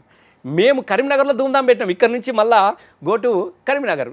కరీంనగర్ అనేది ఎట్లా ఉంటుంది, మా పోస్టర్లు నాగరాజు భాయ్ నువ్వు వినో ప్రామిస్ చెప్తున్నా, అసలు జీవితంలో పోస్టర్లు గోడల మీదకే పీక్కొని పోయిరు. అట్లా అంతకుముందు ఈ అరుణోదయాలు, ఈ జననాట్య మండలి పథకం ఏముంటే సాంస్కృతిక కార్యక్రమం కలవు అందరూ తప్ప వీళ్ళ బొమ్మలు లేకపోదురు కదా. నేను ధూమ్ధాంలో మల్టిపుల్ బొమ్మలే, వీళ్ళు ఒక్కొక్కరికి కలర్ఫుల్ బొమ్మలు, ఇట్లా ఒకరు మైక్ పట్టుకొని ఇట్లా వీళ్ళ పాటలు రాసేది, వీళ్ళు అందరి కింద అందరు జయరాజుని పాట అబ్బా పీక్కొని పోయి ఫ్రేములు కట్టుకొని ఇళ్ళలో పెట్టుకున్నారు. ప్రామిస్ చెప్తున్నా, హోటళ్ళలో ఫ్రేములు కట్టించుకొని పెట్టుకున్నారు పోస్టర్ను. ఇట్లా గద్దరాన్ని చూసేసరికి ఉబ్బి. కరీంనగర్ కూడా అద్భుతం. దాని తర్వాత శ్రీరాంపూర్ మామూలు కథనా, ఒక గద్దర్ లాంటి వ్యక్తిని ఎమర్జెన్సీ తర్వాత మళ్ళీ శ్రీరాంపూర్ తీసుకొని పోయినాం.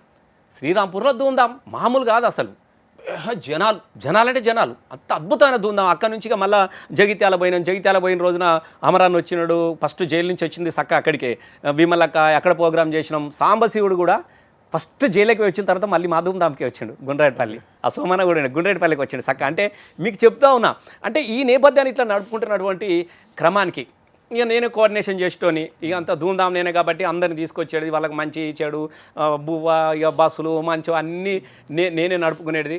అట్లా ఆ ట్రావెల్లో వీళ్ళతోని చాలా దూరం. ఇప్పుడు ఈరోజు అందరూ కూడా కాంగ్రెస్ పార్టీ అధికారంలోకి వచ్చిన కేసీఆర్ గారిని వదిలేసి అందరూ కూడా అవుతారు, చాలా ఎవరు పోతలేరు. ఇప్పుడు ఒకటే ఉంటారు, కొన్ని లైట్ పురుగులు ఉంటాయి. అవి ఏం చేస్తాయంటే సాయంత్రం లైట్ అయ్యాగానే ఉరికెత్తాయి పురుగులు. నువ్వు లైట్ బంద్, అరే పురుగులు వచ్చినాయి రా లైట్ బంద్ చేసినాయి అనుకో, మళ్ళీ ఎక్కడ వెలుగుంటే అక్కడికే పోతాయి. మళ్ళీ అదే చెప్తున్నా, ఇవన్నీ లైట్ పురుగులు. లైట్ బంద్ చేయగానే లైట్ వెలుగు పురుగులు వస్తాయి, లైట్ బంద్ చేయగానే మళ్ళీ ఎక్కడ వెలుగు కనబడితే అక్కడికి పోతాయి. కాబట్టి అవి లైట్ పురుగులు, అవి తిరుగుతూనే ఉంటాయి. వాటి గురించి పెద్దగా ఉండవు కొన్ని. ఇప్పుడు మేము ఉన్నాం పుడితొక్కడి సత్యరెండు అని పాట పాడిన మేము, సచ్చినా బతికినా ఇక్కడే ఉంటాం. తెలంగాణ రాష్ట్రం సాధనలో మేము ఉన్నాం. ఈ తెలంగాణ రాష్ట్ర పరిరక్షణ కోసం కూడా మళ్ళీ నిలబడతాం మేము. మాకు ఆకాంక్ష ఉంటుంది, మాకు పట్టుదలలు ఉంటుంది. 2009లో టికెట్ కోల్పోయారు, 2014, 2018 2 సార్లు టికెట్ తీసుకున్నారు, 2 సార్లు గెలిచారు. మరి మానకొండూరుకు మీరు సాధించిన ప్రగతి ఏంటి? మానకొండ నా జీవితంలో నేను ఏదైతే పాట పాడినో, తలాపున పారుతుంది గోదావరి, మా సేను మా శిలక ఎడారి అని తెలంగాణ ఉద్యమంలో పాట పాడినాం. తాగబోతే నీళ్లు లేక తుమ్మెదాలో, తడిగొంతులు ఆరిపాయే తుమ్మెదాలు అని మనం పాటలు పాడినాం, తడిగొంతులు ఆరిపాయే తుమ్మెదాలు అని. కాబట్టి ఇట్లాంటి పాటలు ఏవైతే కన్నీళ్ళ మీద కైగట్టుకొని పాట గడిగినామో అట్లాంటి ప్రాంతానికి 1,00,000 ఎకరాలకు 2 ప్రాజెక్టులు, ఒకటి కాదు, తోటపల్లి రిజర్వాయర్ తీసుకొచ్చాం న్యాయంలోనే బ్రహ్మాండంగా. ఇలా అంతగిరి అన్నపూర్ణ ప్రాజెక్టు కట్టిపించాము. నా దగ్గర ఉంది 1,00,000 ఎకరాలకు నీళ్ళు ఇస్తున్నామే మానకొండలో. అంతకని ఒకప్పుడు ఇల్లంతకుంటా బెజ్జంకి ఈ గ్రామాల నుంచి వలసలు పోతుంటారు, బొంబాయి అటు ఇటు బతుకవేటోళ్ళు.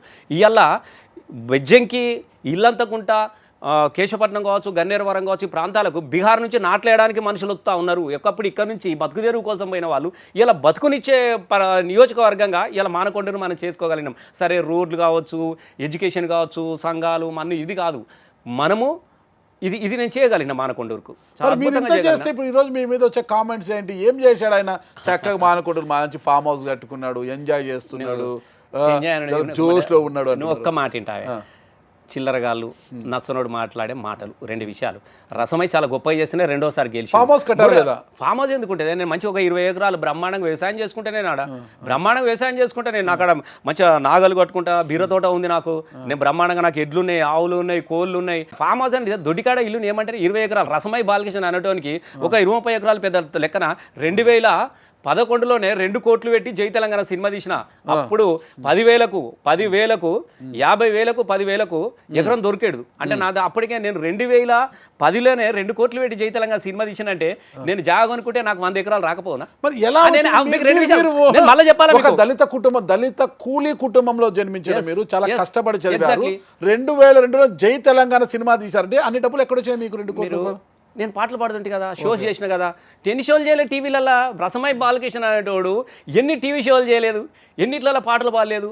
అద్భుతమైన నా క్యాసెట్లు కదా రసమై బాలకృష్ణ పాటలు. అసలు ఎటు చూసినా కూడా రసమై బాలకృష్ణ పాటలే కదనే. మరి కూడా రుద్రంగి సినిమా తీశారు, జగపతి బాబు హీరోగా పెట్టేసి తెలంగాణ రుద్రంగి సినిమా తీసిన, కూడా తీసిన. బిత్తిరి సత్తిని హీరోగా పెట్టి పరిచయం చేసింది నేనే కదా తుపాకి రాముడు. ఓకే, అది కూడా ఇన్ని డబ్బులు ఎక్కడి నుంచి వచ్చినాయి మీకు? డబ్బులు ఏమన్నా ఎమ్మెల్యేగా సంపాదించేటివేనా? ఎమ్మెల్యే ఏమొస్తుంది అసలు మీరు చెప్పండి, ఎమ్మెల్యే ఏమొస్తుంది మీరు? అంటే కాంట్రాక్ట్ వర్కులు చేసే పర్సెంటేజ్, ఏమైనా పనులు చేయాలంటే నేను ఒక మాట అడుగుతా, ఒకటే మాట. సుమన్ టీవీ ఉన్నది, ఈ బయట కాంట్రాక్టులు చేయది, బయట ఫైర్ చేయది, మరి ఇంతమంది 100 మంది స్టాఫ్కి ఎట్లా జీతాలు ఇచ్చి బతుకుతుంది ఇది? మాకు యూట్యూబ్ నుంచి, ఫేస్బుక్ నుంచి వచ్చే యాడ్స్, దానివల్ల వచ్చే రసమై బాలకిషన్ పాటలు కూడా యూట్యూబ్లలో పాటలు ఉన్నాయి, ఇవన్నీ ఉన్నాయి. రసమై బాలకిషన్ ఎన్ని పాటలు పాడిండు, ఎన్ని తెలంగాణ పాటలు. నాకు కూడా వస్తాయి కదా రెవెన్యూ షేరు, నాకు కూడా యూట్యూబ్లో పైసలు వస్తాయా? ఎందుకు రావు? మీకు అన్ని కోట్లు వస్తాయని మీకు నెలకు ఇన్ని రాగా. అసలు ఒకనొక క్రమంలో ఇవన్నీ లేని క్రమంలో రసమై క్యాసెట్లు కదా పాటలు, ఎక్కడ పోయినా దాబాల దగ్గర, షాపుల దగ్గర క్యాసెట్లు ఎన్ని. రసమై బాలకృష్ణ ఇంకోటి, నేను ఎంప్లాయీను, టీచర్గా ఉన్నా, మా మిస్సెస్ ఎంప్లాయీ. నీకు 2002లోనే డూప్లెక్స్ ఇల్లు కట్టుకున్నా సిద్దిపేటలో, నాది 2002 డూప్లెక్స్ బిల్డింగ్ నాది.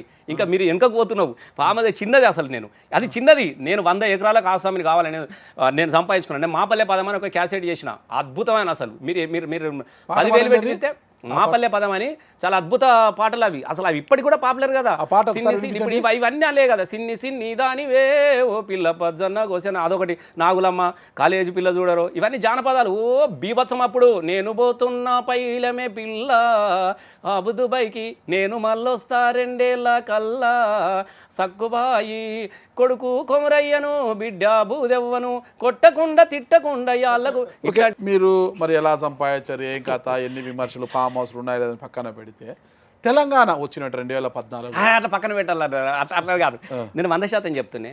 ఇప్పటికి కూడా సాంస్కృతిక ఉద్యమం కోసం ఎవరైనా డబ్బులు ఇస్తే దాచిపెట్టుకుంటా ఉంటాడు, ఇల్లు కొనుక్కుంటాడు. నేను అట్లా కాదు, ఖర్చు పెడతా ఉంటా. నేను చాలా క్యాసెట్లు, తెలంగాణ క్యాసెట్లు కూడా కొన్ని లక్షల క్యాసెట్లు ఉన్నాయి. నేనే కదా అప్పుడు 2000 కోట్ల క్యాసెట్లు ఎక్కడి, తెలంగాణ జనబేరి, తెలంగాణ గలం, తెలంగాణ పాటలని నాయే కదా. పాటకు ఉత్తగా 10,000 ఎన్ని లక్షల క్యాసెట్లు. ఆ డబ్బులు వస్తే కూడా నేను తర్వాత రసమై దరువు తీసిన టీ న్యూస్లో, ఎంత అద్భుతమైన పైసలు. ఎన్ని కోట్లు వచ్చినాయి అనుకుంటున్నాను? 3 కోట్లు వచ్చినాయి నాకు. రసమై దరువు, నేను ఉదయబాని యాంకర్ పెట్టి రసమై దరువు అనే ఎపిసోడ్కు 3 కోట్లు వచ్చినాయి. దాంట్లో 2 కోట్లు పెట్టి సినిమానే తీసిన, మళ్ళీ బిత్తిరి సత్తి తుపాకి రామని పెట్టి. నేను డబ్బులు ఉంచుకోను మీకు. దాని తర్వాత కూడా నేను ఎన్నిట్లలో అది చేసిన, ఎన్ని షోస్ ఉన్నాయి నాకు, అవి షేర్ అవి నాయే కదా, రైట్స్ అన్నీ అవన్నీ రైట్స్ నాయే కదా. నాకు కూడా రెవెన్యూ షేర్ ఇవన్నీ వస్తుంది. నేను ఏం చేస్తా, ఇవన్నీ వస్తే ఖర్చు పెడతా, పోతుంది ప్రోగ్రామ్స్. అమెరికాకి పోతా, బోర్డు పాటలు పాడొచ్చిన, ఎన్ని ప్రోగ్రామ్ 40 దేశాలలో పాటలు పాడినా, ప్రపంచ దేశాలల్లో ఎన్ని కంట్రీస్ తిరిగినా. నేను ఇట్లా కాదు కదా. ఇంకోటి, నాకు డబ్బులు ఈ తీసుకోండి, మీరు ఇప్పటికీ అడగండి. నా నియోజకవర్గంలో పొద్దున్న లేస్తే చెక్ ఇవ్వాలని కూడా ఇంటికి పోయి, కళ్యాణ లక్ష్మి వస్తే ఇంటికి పోయి చీర పెట్టి వాళ్ళ చెక్ ఇచ్చి దండం పెట్టి వస్తుంటే, ఆ ప్రేమలు ఇంకా సర్వీస్ చేస్తే 2023 ఎన్నికల్లో మానకొండ ప్రజలు మిమ్మల్ని ఎందుకు ఓడించారు? నన్నొక్కని కాదే, ప్రజలంతా రాష్ట్రమంతా మార్పుని కోరుకుంటారు. కొంతమంది అయితే గెలిచారు కదా, కొద్దిమంది. వాళ్ళలో మీరెందుకు లేరు? నేనేం చెప్తున్నా, ప్రజలు సహజంగానే, 33 నేనేమన్నా సహజంగానే 33 అంత సిటీలే కదనే, రూరల్లో మీరంతా గెలిచిన వాళ్ళంతా 17 మంది నీకు హైదరాబాద్ వాళ్ళే కదా. బయట ఒక్కసారి చూద్దాం. తర్వాత రేవంత్ రెడ్డి చెప్పే అబద్ధాల మాటలు కావచ్చు, మీకు 2,000 కాదు 4,000 ఇస్తా, మీకు ఇది ఇస్తా, మీకు అది ఇస్తా, కరెక్ట్ ఇవన్నీ చెప్పిన ఆయన మాటలు నమ్మి ఒకసారి చూద్దాం. ఇంకోటి, నా మీద గెలిచినోడు 4 సార్లు ఓడిపోయిండు అన్న. 2001 నుంచి చేస్తున్నాడు, 4 సార్లు ఓడిపోయిండు. 4 సార్లు ఓడిపోయిండు. ఒక ముసలామెన్ అన్నీ అనబట్టే, అవ్వ ఎవరు కోటేసినావు అంటే, బిడ్డ ఈసారి వానికి ఎత్తా బిడ్డ, ఊకే ఏడుతున్నాడు బిడ్డ, 4 సార్లు ఓడిపోయిండు అడితే బిడ్డ అంటే. ఈ సానుభూతి. మీరు కాంగ్రెస్లో గెలిచిన వాళ్ళందరూ కూడా 3 సార్లు 4 సార్లు ఓడిపోయినారు. ఒకవైపు సానుభూతి ఉంది, ఇదొక్కసారి అని చూసాడు ఒకటి ఉన్నది. తర్వాత ఒక మార్పు, రేవంత్ రెడ్డి చెప్పే అబద్ధాలు, ఇవన్నీ కలగలిపి ఒక్కసారి చూద్దాం అంటే 25 సంవత్సరాల నుంచి టీఆర్ఎస్ఏ ఉంది కదా వీళ్ళెంబడి. ఇప్పుడు పోటే కాదు, అంతకన్నా ముద్దు 14 సంవత్సరాలు కూడా మేమే కదా వాళ్ళతో జనాలతో ఉన్నది. మళ్ళీ వచ్చిన తర్వాత 10 ఏళ్ళు మేమే ఉన్నాం కదా. కాబట్టి ఒక్కసారి చూద్దాం అనే దానిలో చాలామంది పోయినాయి, దానిలో నేను కూడా పోయినా. ఇకపోతే 2014లో తెలంగాణ రాష్ట్రం ఏర్పడ్డాక టీఆర్ఎస్ అధికారంలోకి వచ్చిన వెంటనే మీరు ఎమ్మెల్యేగా గెలిచారు, మానకొండ నుంచి ఎమ్మెల్యేగా గెలిచారు. వచ్చి రాగానే మీకు క్యాబినెట్ హోదాతో తెలంగాణ సాంస్కృతిక సారథి కార్పొరేషన్ ఒకటి పెట్టి దానికి చైర్మన్ చేశారు, క్యాబినెట్ హోదా ఇచ్చారు. దాదాపు తెలంగాణ ఉద్యమంలో ఎవరైతే కళాకారులు వీళ్ళందరూ ఎవరైతే పాల్గొన్నారో తెలంగాణ ఉద్యమం ముఖ్య భూమిక అందరికీ కూడా ఉద్యోగాలు ఇచ్చేశారు, ఒక కార్పొరేషన్ ద్వారా ఉద్యోగాలు ఇచ్చేశారు. కానీ అక్కడ రసమై బాలకృష్ణ గారి మీద చాలా విమర్శలు వచ్చాయి.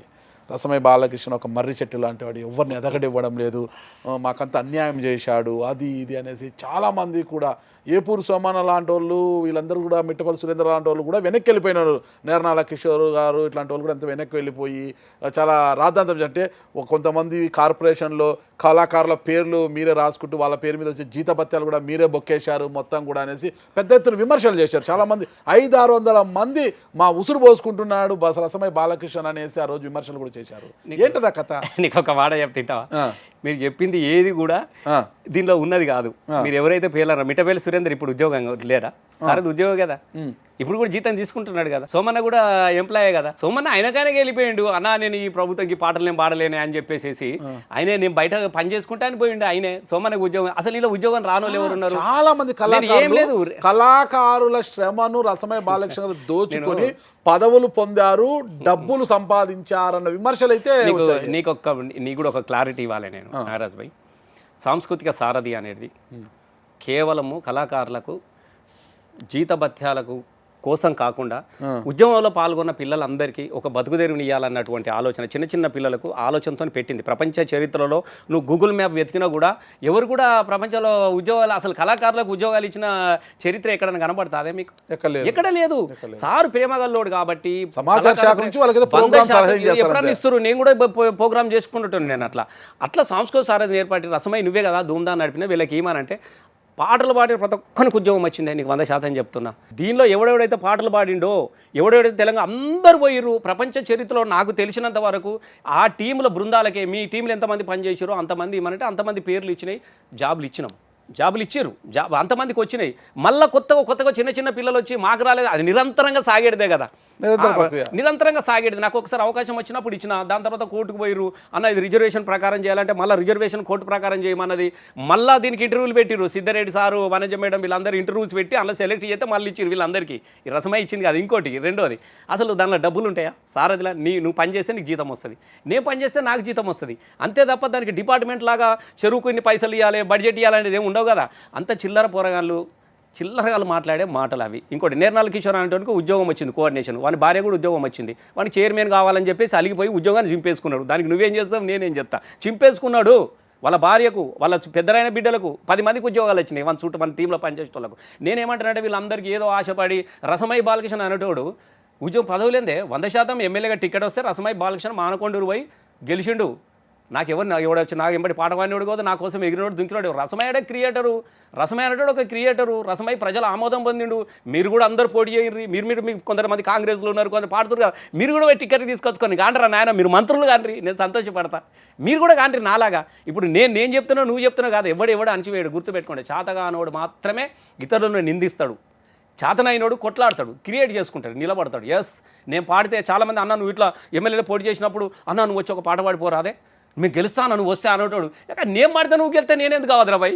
నేను కూడా కావాలి కదా. నేను గెలిస్తే, నేను పాట పాడితే నువ్వు గెలిచేటప్పుడు మరి నేను కూడా ప్రజలకు పనిచేయండి. మొదటి నుంచి కూడా రాజకీయ నేపథ్యంగా కాలేజ్ చైర్మన్గా పనిచేసినోడిని, నాకు ఇంతమంది ఇంత తిరిగినాడు, ఇంత ప్రపంచాన్ని చూసినా, ఇన్నిసార్లు ఎమ్మెల్యేల ప్రచారంలో పాటలు పాడినోడిని. రసమై బాలకృష్ణ అనేటోడు ఒక లెజెండు. రసమై అనేటోడు మామూలుడు కాదు. గుర్తుపెట్టుకోండి, నా జీవితం ఇక్కడ ఇప్పుడు మీకు చెప్పిన ప్రస్థానం నుంచి ఎక్కడి నుంచి ఏడుకో ఇన్ని చదువుకుంటూ ఎంఏ, బీఈడి, ఎంపీలు, పిహెచ్డి, గోల్డ్ మెడల్ చదువుకుంటూ, జీవితంలో చదువుకుంటూ ఒక ఉపాధ్యాయుని అయిపోయి తెలంగాణ సాంస్కృతిక ఉద్యమంలో పాటలు పాడితే సస్పెండ్ చేసినా కూడా పాటను వదిలిపెట్టకుండా తెలంగాణ ఉద్యమంలో నిలబడ్డటువంటి వ్యక్తి. ఎన్ని పోలీస్ స్టేషన్లు, ఎన్ని కేసులు, ఎంత జీవితం. ఒక్కొక్కసారి పాటలు పాడి వస్తూ ఉంటే ఎన్ని యాక్సిడెంట్ల మధ్యన ఆకలిని చంపుకొని, అన్నాన్ని చంపుకొని, యవ్వనాన్ని చంపుకొని, జీవితాన్ని చంపుకొని, ఒకరోజు ఆదిలాబాద్లో ఉంటే తెల్లారి మహబూబ్ నగర్లో పోయి పాట పాడింది. ఎవరైనా పిల్లలతోని వాళ్ళ బర్త్డే లేవు, పండుగలు లేవు, పబ్బాలు లేవు, బతుకమ్మ పండుగ రోజులు అన్న మా ఊళ్ళో బతుకమ్మ పండుగ నువ్వు వచ్చి ధూమ్ధాం పెట్టాలంటే నీ దగ్గరేనే, నా బతుకమ్మ దగ్గరనే పాట పాడినా.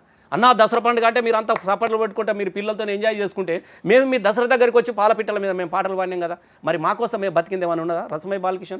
ఇలా చాలామంది మాట్లాడుతుంటారు చేతగానోడు. ఒకడు అంటాడు ఈ చిల్లర మాటలే. రసమై బాలకృష్ణ అంటాడు 200 ఎకరాలకు ఆసాం ఉండాలి.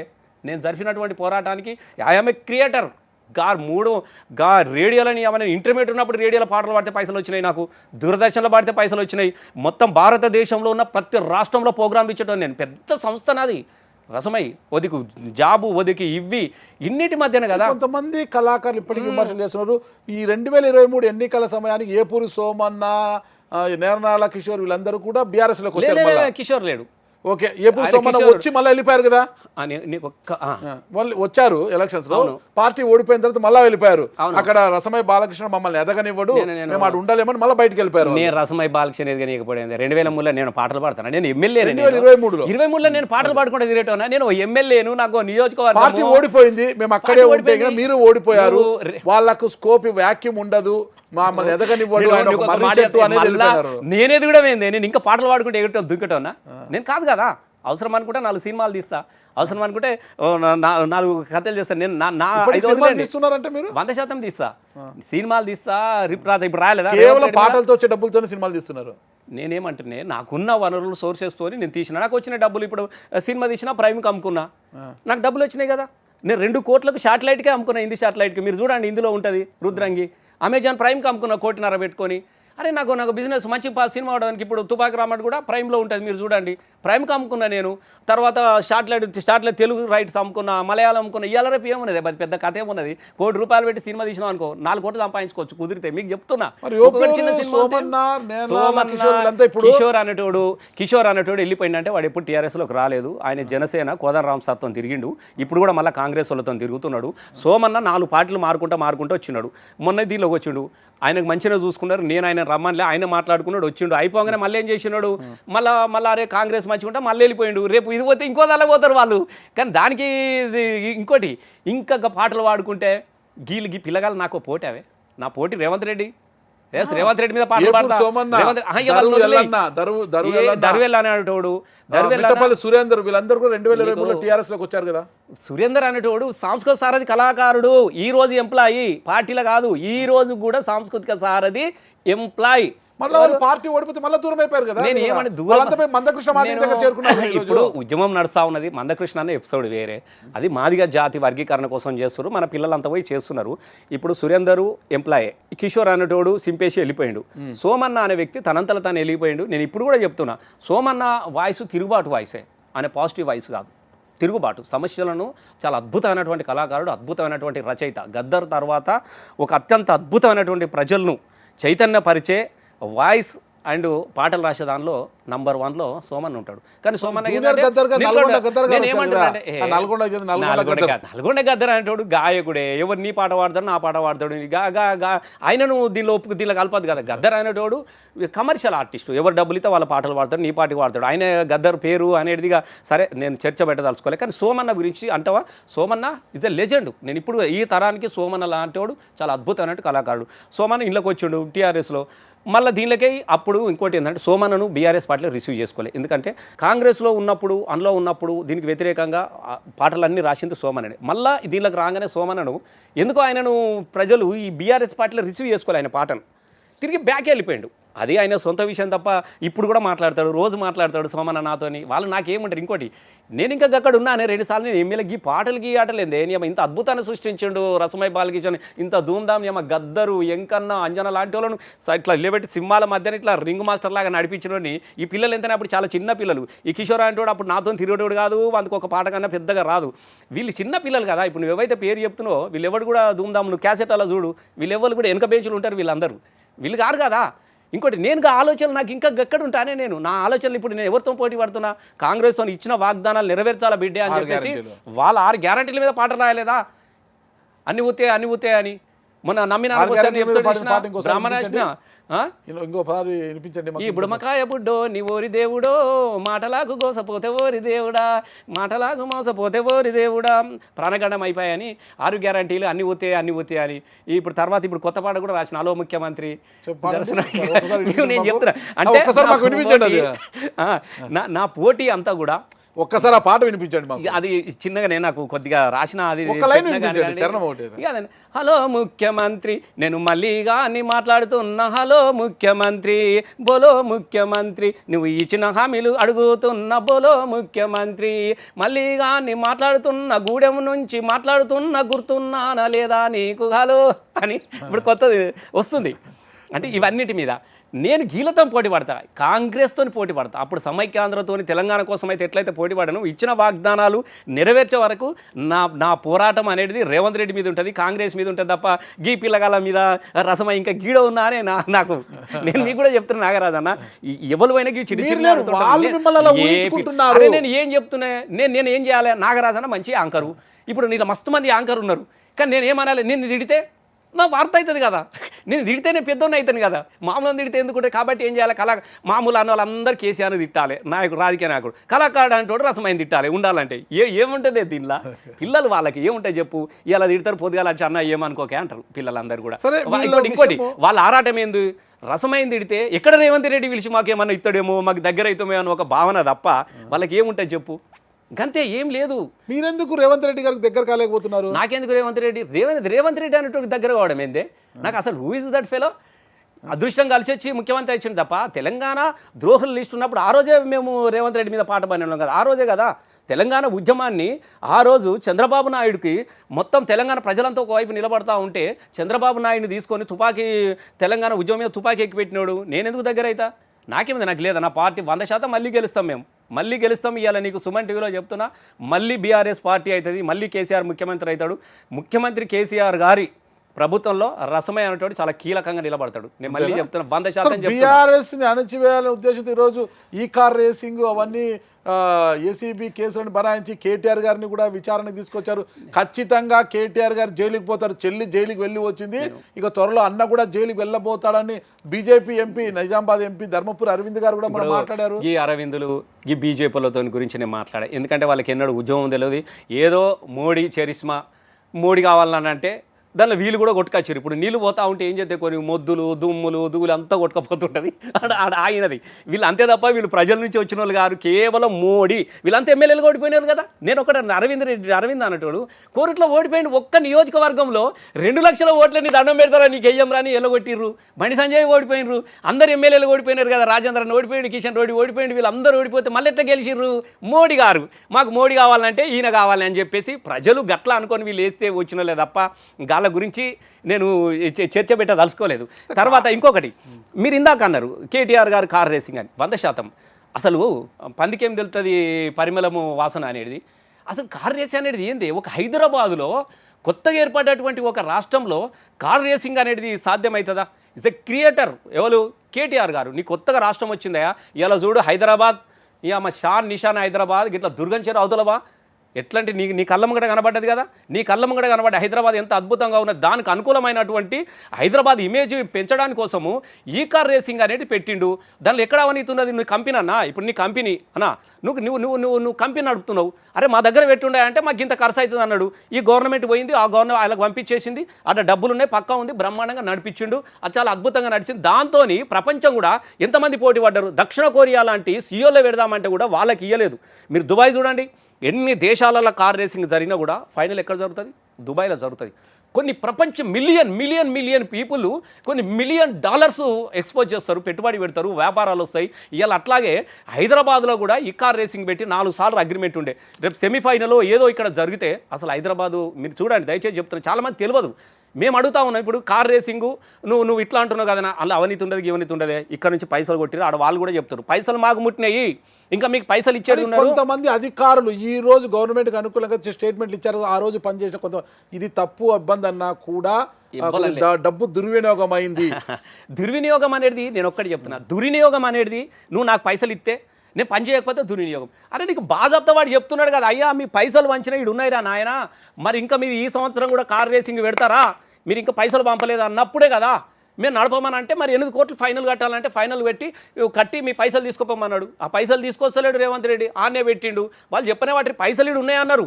నీకు పైసలు లేకపోతే తిన్నట్టు లెక్క. ఎవరికైతే మనం కార్ రేసింగ్ పెట్టినామో అక్కడ పైసలు ఉన్నాయని వాళ్ళు చెప్తేనే చెప్తా ఉన్నారు. దాని ఇమేజ్ తెలియదు. మేము అడుగుతా ఉన్నాం, మీకు ఒక క్వశ్చన్ వేయాలి. ఇప్పుడు నారాజ్ భాయ్ వీళ్ళు మొన్న ప్రజాపాలన సంబురాలని చేసిరు, తమను గిమన్ అందుపెట్టి 10-20 కోట్లు ఖర్చు పెట్టిరు మొత్తం. మరి ఇప్పుడు నీ మీద కేసు పెట్టాలి కదా. మేము అడుగుతా ఉన్నామే, నువ్వు ఎవరి కోసం నేను పొగిడించుకోవడానికి దాంతో ఏం వచ్చింది లేదు, పీకింది ఏం లేదు. 20 కోట్లు 25,000 కోట్లు 50 కోట్లు ఖర్చు పెట్టి నువ్వు ప్రజా సంబురాలు చేసినవేను, ఇప్పుడు నీ మీద పెట్టాలా? మరి అంతా ఎవరికి ఎంత ఇచ్చినావా? తమనికి ఇచ్చినావా? ఆయన పేరు చెప్పి నువ్వు నొక్కినవా? నువ్వు అని ఉన్నదా? నీ దగ్గర రిసిప్ట్లు ఉన్నాయా? నేనేం చెప్తున్నాడు, ఆయన ఏమంటాడు, హైదరాబాద్లో అద్భుతంగా ప్రజాపాలన ప్రజల కోసం చేసిన అని చెప్తాడా? ఎవరైనా గదే చెప్తారు కదా. కాబట్టి చాతగానోడు, పసలేనోడు, ఓర్వలేనోడు చేసే పనే తప్ప కేటీఆర్ గారు is a creator, is a Legender. ఉన్నా అదే దమ్మున్నా అదే ఈ కార్ రేసు నిర్వహించేంత శక్తి దమ్ము బాంబే వాళ్ళు అడిగితే కూడా తీసుకోపోలేకపోయారు కార్ రేసు, ఢిల్లీలో కూడా సాధ్యం కాలేదు. అట్లాంటిది హైదరాబాద్ కొత్తగా ఏర్పడే రాష్ట్రంలో ఈ కార్ నువ్వు సంతోషపడాలి, గర్వపడాలి. ఇలా ప్రపంచమంతా చూసింది కదా కార్ రేస్, వీళ్ళకి తెలియదు. ఇప్పుడు సాకర్ కానీ కార్ రేసింగ్ కానీ ఎక్కువ మంది చూసేది చెప్తున్నాడే, మీకు తెలియని విషయం కాదు. ఇస్ ఏ క్రియేటర్, అద్భుతం. దాన్ని ఇంకా అద్భుతంగా మలుచుకోవాలి, ఇంకా 4 పరిశ్రమలు తీసుకొచ్చుకోవాలి. ఇప్పుడు దావూస్ అన్నావు, సింగపూర్ అన్నావు, తొంగపూర్ అన్నావు, ఏం కనబడితే సింగపూర్లో గింగపూర్లో. ఇప్పుడు దావూస్ పర్యటనలో ఉన్నారు కదా, తెలంగాణకు పరిశ్రమ తీసుకోవడానికి వెళ్ళారు. మస్తు సార్లు పోయిండు దావూస్, ఏం పోతున్నాయని అది అంటారు చూడు, ఏమో కానక లేక అయ్యో ఒక్కడు వెనకటికి అని ఒక పాట ఉంటుంది. కానక పోతే పోయింది, తీసుకొచ్చింది పీకింది ఇచ్చేది ఉంది. ఆడికి పోతురు అటాడి తిరుగుతారు, ఈయనకు మాట్లాడే భాష రాదు, హిందీ సక్క రాదు, ఏది రాదు. మొత్తం ముఖ్యమంత్రి ఏం తీసుకొచ్చి నువ్వు చెప్పు, ఇది సార్లు తిరిగి వచ్చినావు, ఈడన్నావు, సియోలు అన్నావు, దక్షిణ కొరియా ఏదే అసలు ఏమున్నది నీ దగ్గర? నీకు అసలు నీకు తెలియదు. 100% చెప్తాను ప్రామిస్. పరిపాలన అనేది 0 కేవలం ముఖ్యమంత్రి అనేది నువ్వు చూస్తావు కదా, ఆయన వేషము, ఆయన భాష రివీల్ చేస్తూ ఉంటాడు. ₹1,00,000 10 లక్షల టీషర్ట్ వేసుకుంటాడు, 4 లక్షల షూ వేసుకొని నువ్వు చూస్తున్నావు కదా అని ఇట్లా కనబడే అవి ఇంత సింబల్. ఓ ముఖ్యమంత్రి అనేటోడు ప్రజలకు పాలపాలించేటోడు ఎట్లుండాలి? నువ్వు అధికారికంగా నివాసంలో మీటింగ్లో జరుగులలో కూడా పెద్ద అంటే నేను చూపించుకుంటున్నాడు ఆయన చూపించుకుంటున్నాడు. నేను కేసీఆర్ గారు ఏ రోజు ప్రజల వద్దకు రాలేదు, సీఎం అయినాక రేవంత్ రెడ్డి గారు పిల్లగాలతో పోయి ఫుట్బాల్ ఆడుతున్నారు, క్రీడలు కూడా ఆడుతున్నారు కదా. మరి గవే ఆడతాడు. ఆయనకు పరిపాలన చేయడం చేత కాదు కదా. ఆయనకి ఇప్పుడు ఆయన క్రియేటర్ అనేటోడు, చేతగా అనేటోడు కూర్చోడు. ముఖ్యమంత్రి డ్యూటీ ఏంది? అరే నువ్వేం చేసుకోవాలి, అట్లా నువ్వేందనో వాలీబాల్ ఆడుతానో, క్రికెట్ ఆడుతానో, గోటీలు ఆడుతానో, షిర్రగోని ఆడితేనే ముఖ్యమంత్రి. గిదా అవే నీ పనులు? నేను అడుగుతాను, గిదా నీ పనులు? నీ స్టైల్ నువ్వు చూపించుకుంటున్నావు, నీ హార్బాటం, నీ అంగు చూపించుకోవడానికి కోసం నువ్వు పిల్లగాల పోయి క్రికెట్ ఆడినా, నేను 10 లక్షల అది వేసుకున్నా, ఇవి వేసుకున్నా, బ్రాండ్లు గిండ్లు, గిది కాదు కదా. నవ్వుకుంటున్నారు ఆయన చూసి. నేను ప్రామిస్ చెప్తాను, ఇంకోటి ఆయనకు తెలియదే, వాస్తవంగా ఆయన తప్పు కాదు. ఆయన అన్నాడు మంత్రి అయినాడు కాదు, ఏదో గాలిలో గుడిలో వల్ల వచ్చిండు. కాదు ఆ శాతగాని కాంగ్రెస్లో ఆయన ముసలనక్కలు అయిపోయినాయి. ఇది ఉరికొచ్చిండు, కూర్చున్నాడు రప్పుకుని ఉరికొచ్చి. అప్పుడు కుర్చీలు ఆట పెట్టంగానే శాతనాడు కర్ర నాపంగానే ముసలి అబ్బా ఆగురాని టక్కున కూర్చున్నాడు, గంతే ముంచట. దాన్ని కాపాడడానికి కోసం తెలివి వాళ్ళోడు కాబట్టి అడిగినప్పుడు ఈయన పైసలు ఇస్తుండు. ఇప్పుడు కాంగ్రెస్కు భారతదేశంలో ఎక్కడ లేదు, అన్నీ వీకినాయి. ఆ కర్ణాటక ఒకటి ఉన్నది, ఈడున్నది. కర్ణాటక కథమైపోయాడు. ఇక కొత్తగా ఉన్నాడు కాబట్టి తేరా అని పైసలు ఇచ్చినప్పుడు వాళ్ళు ఇచ్చేస్తున్నా నేమనుకో బాంచాను, మీకు ఇస్తా, నాది నేను ఉంచుకుంటా అన్నాడు. గది నడుతుంది తప్ప ఏమన్నా చేసిరా అన్న 1 సంవత్సర కాలంలో? నువ్వు చెప్పండి, నిజంగా చెప్తా ఉన్నా. ఎట్లాంటి పరిస్థితి ఉంది హైదరాబాద్లో? మీరు ఇంత పెద్ద ఛానల్ సుమన్ టీవీ అనేది ఇవాళ పాపులర్ ఛానల్లో ఇస్ టాప్లో ఉంది. ఎవరన్నా పిలిచినా, ఓ ఇంటర్వ్యూ అడిగినా, మంచి అయినా చెడైనా మీరు అడగగానే మీ దగ్గరికి ఎందుకు వస్తున్నారు? మీరు బాగా పాపులర్ అయింది కాబట్టి, వీళ్ళ ద్వారా ప్రజలకు ఒక మెసేజ్ పోతుంది కాబట్టి ఒక ఆలోచనతో చాలామంది పోతారు. మీరు ఎక్కడన్నా మీరు పోయి అడగండి. ఇలా ఏ ఒక్కరన్నా సంతోషంగా ఉన్నారో, కాంగ్రెస్ పార్టీ మంచిదే, అబ్బా అద్భుతం చేసిన ఒక్కరితో అనిపించండి. ఇప్పుడు ఇదే కదా, ఇదే ఊపులో జనరంజకమైన పాలన అందిస్తున్నాం. ఇదే ఊపులో స్థానిక సంస్థల ఎన్నికలు నిర్వహించేస్తే ఇంక అంతా మనమే వాషౌట్ చేసేయచ్చనే ఉద్దేశంతో ఫిబ్రవరి చివరిలో లేదా ఏప్రిల్ నాటికి స్థానిక సంస్థల ఎన్నికలు పూర్తి చేయాలనుకుంటారు. దావోస్ నుంచి సీఎం గారు వచ్చినట్టునే క్లారిటీ వచ్చేస్తుంది అంటున్నారు. మరి మీరు సిద్ధపడారా? నేను ఒక మాట చెప్తా, ఇంటవా? ఇంకా మీరు రేవంత్ రెడ్డి మాటలు నమ్మే పరిస్థితిలో మీరు టీవీలో ఛానల్లో నమ్ముతారేమో కానీ ప్రజలు నమ్ముతలేరు. ఎక్కడి భావన? అసలు రేవంత్ రెడ్డి మాట వినడానికి ప్రపంచం నమ్ముతాడే. వెంటనే 3 తారీఖు నాడు కౌంట్ అవుతుంది, 6 తారీఖు నాడు మొత్తం 9 నాడు అయ్యో ఇప్పుడు 2 లక్షలు తీసుకోకూరు, ఎల్లుండే ఇప్పుడు ఎల్లుండి 9 నాడు నేను అత్తా సంతకం పెడతా, పైసలు తీసుకొచ్చుకోరి. 100 రోజులు ఇవ్వమన్నాడు. 365 రోజులు గడియాల 14 నెలలుగా టైం ఇచ్చిరు. ఒక్క మాట మీద నిలబడతాడా? అసలు పెట్టాడు. ఆయనతో కాదు, ఉచ్చబడుతున్నది ఇవాళ ఎలక్షన్లో పోతే. అసలు ప్రామిస్ అన్న ప్రజలు చాలా ఉన్నారు. మీరు ఈ మాట చెప్పరాదు, ఇప్పుడు ఒమ్మని రాదు. గ్రామాలలో పోయి మీకు ఇది ఇస్తున్నా అది ఇస్తున్నా అనుమానండి, ఎంత చక్కగా ఉన్నదో. ఏమీ చెయ్యలేడు. నేను 100% చెప్తున్నా. మీరు ఇప్పుడు అరకొర కథ అయిపోయింది ఏమంటారు చూడు, నువ్వు కొట్టినట్టు చేయి, నేను ఏడ్చినట్టు చేస్తా. రుణమాఫీ అన్నాడు 40,000 కోట్లు అన్నారు, మళ్ళీ కడి చేస్తే 15,000 కోట్లు. ఇదేంటంటే అంత కథం అయిపోయింది. వీనికి ఇచ్చిన వానికి అంత ఓపెన్ క్లోజ్. మళ్ళీ తర్వాత సిలిండర్ అన్నాడు. మీరు అమ్మతాడు, మీరు పోయి అడుగురు ఎంతమందికి సిలిండర్ల పైసలు పడుతున్నాయో. ఏది ఉన్నదే గా బస్సు ఒక్కటి ఎక్కిస్తున్నాడు. ఎందుకు ఎక్కిందంటే అది ఆర్టీస్కి ఒకటేసారి పైసలు ఇయ్యరాదు కాబట్టి ఎగ్గొట్టేసి ఇప్పుడు ఎంత బకాయి పడ్డదో వారికి 10,000 12,000 ఆర్టీసీ బకాయిలు ఉన్నాయి. అది ఆర్టీసీ 4-5 రోజుల తర్వాత దాన్ని అమ్ముకుంటారు. ఇప్పటికే పల్లె వెలుగులని కాంట్రాక్ట్ వాళ్ళు రెంట్ తీసుకొని బస్సులు నడుపుకుంటారు.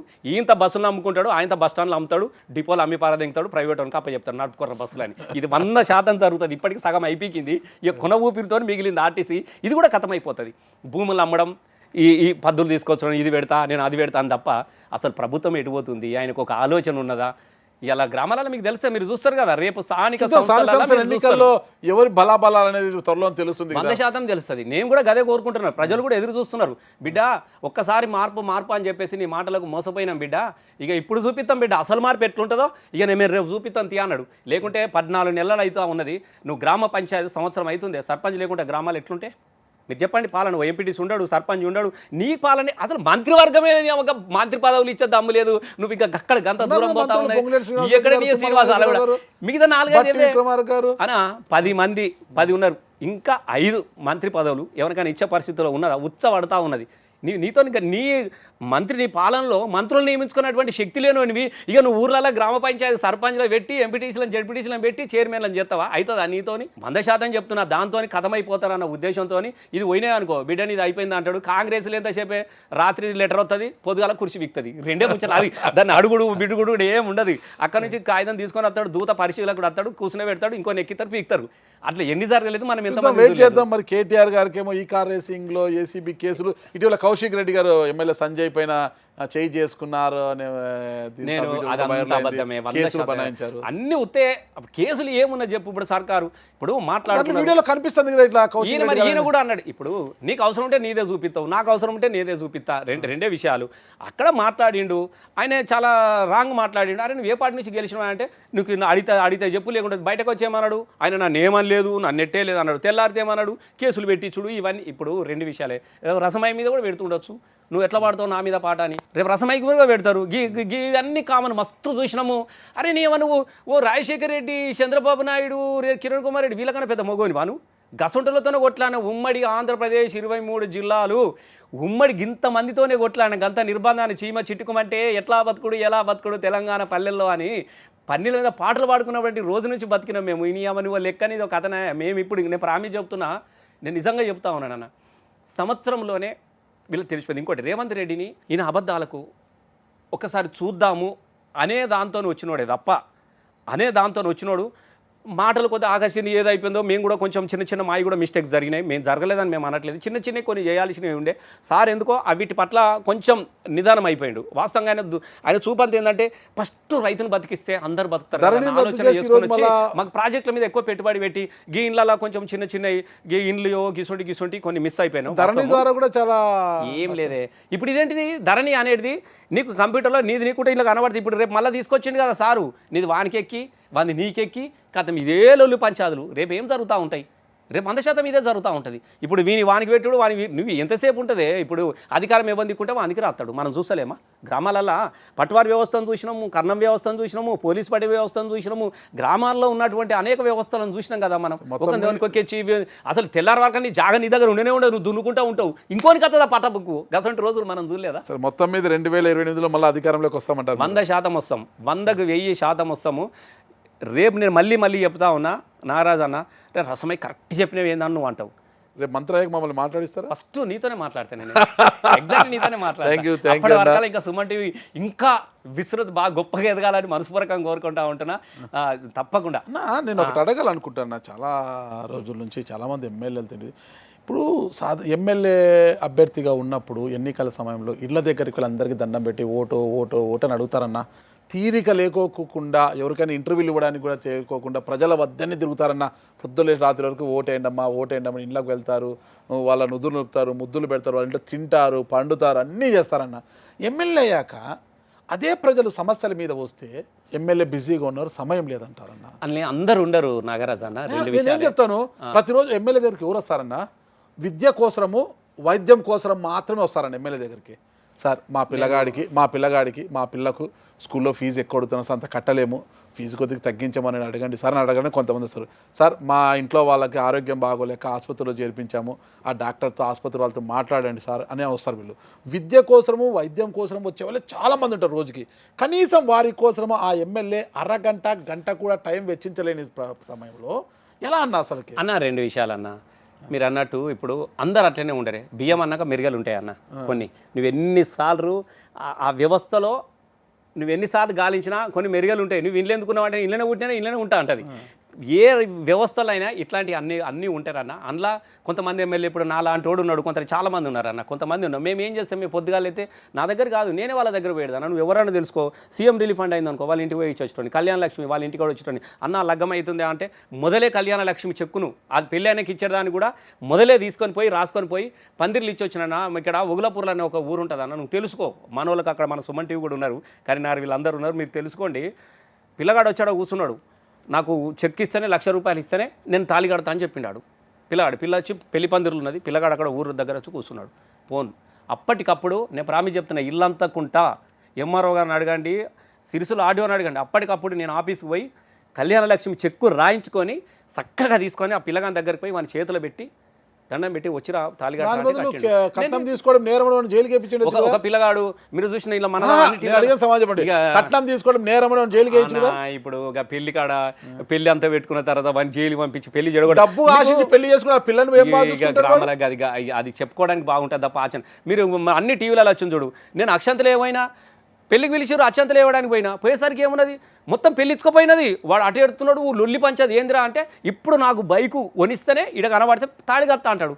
నేనే కదా అప్పుడు ₹1,00,000 వాని చేతిలో పెట్టి నీ దండం పెడతారా అని బుక్ చేసి మనకి తాళికి మేమే పోలు పోసి మేమే అది తీసుకొచ్చి తాళి కట్టిపించి నేను అక్షంతలు వేసి వచ్చిన. మీరు అన్ని టీవీలలో అన్నిట్లలో వచ్చినది. అంటే నీకు చెప్తున్నా, నా వరకు నేను పేదరికంలో పుట్టిన, కష్టాలు కన్నీళ్ళు ఎన్నో చూసిన అన్న, అణచివేతం చూసిన, ఈగోలు జలసులు. ఇంకోటి సహజంగా కళాకారుడు మస్తు మంది ఉన్నారు, సహజంగా ఈగోలు జలసులు ఎక్కువ ఉంటాయి ఆర్టిస్టుల మీద. నేను చెప్పేది ఒకటే, టీఆర్ఎస్ మళ్ళీ బీఆర్ఎస్ మళ్ళీ అధికారంలోకి వస్తే రసమయ్య గారు మంచి హోదాలో ఉంటారని చెప్పారు.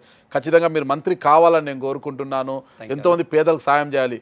ఇంటి దగ్గరికి వచ్చిన వైద్యం కోసము, విద్య కోసము, సాయం కోసం వచ్చిన వారికి ఖచ్చితంగా సాయం చేయండి. వారి కోసము 1 గంట సేపు అయినా టైం కేటాయించండి.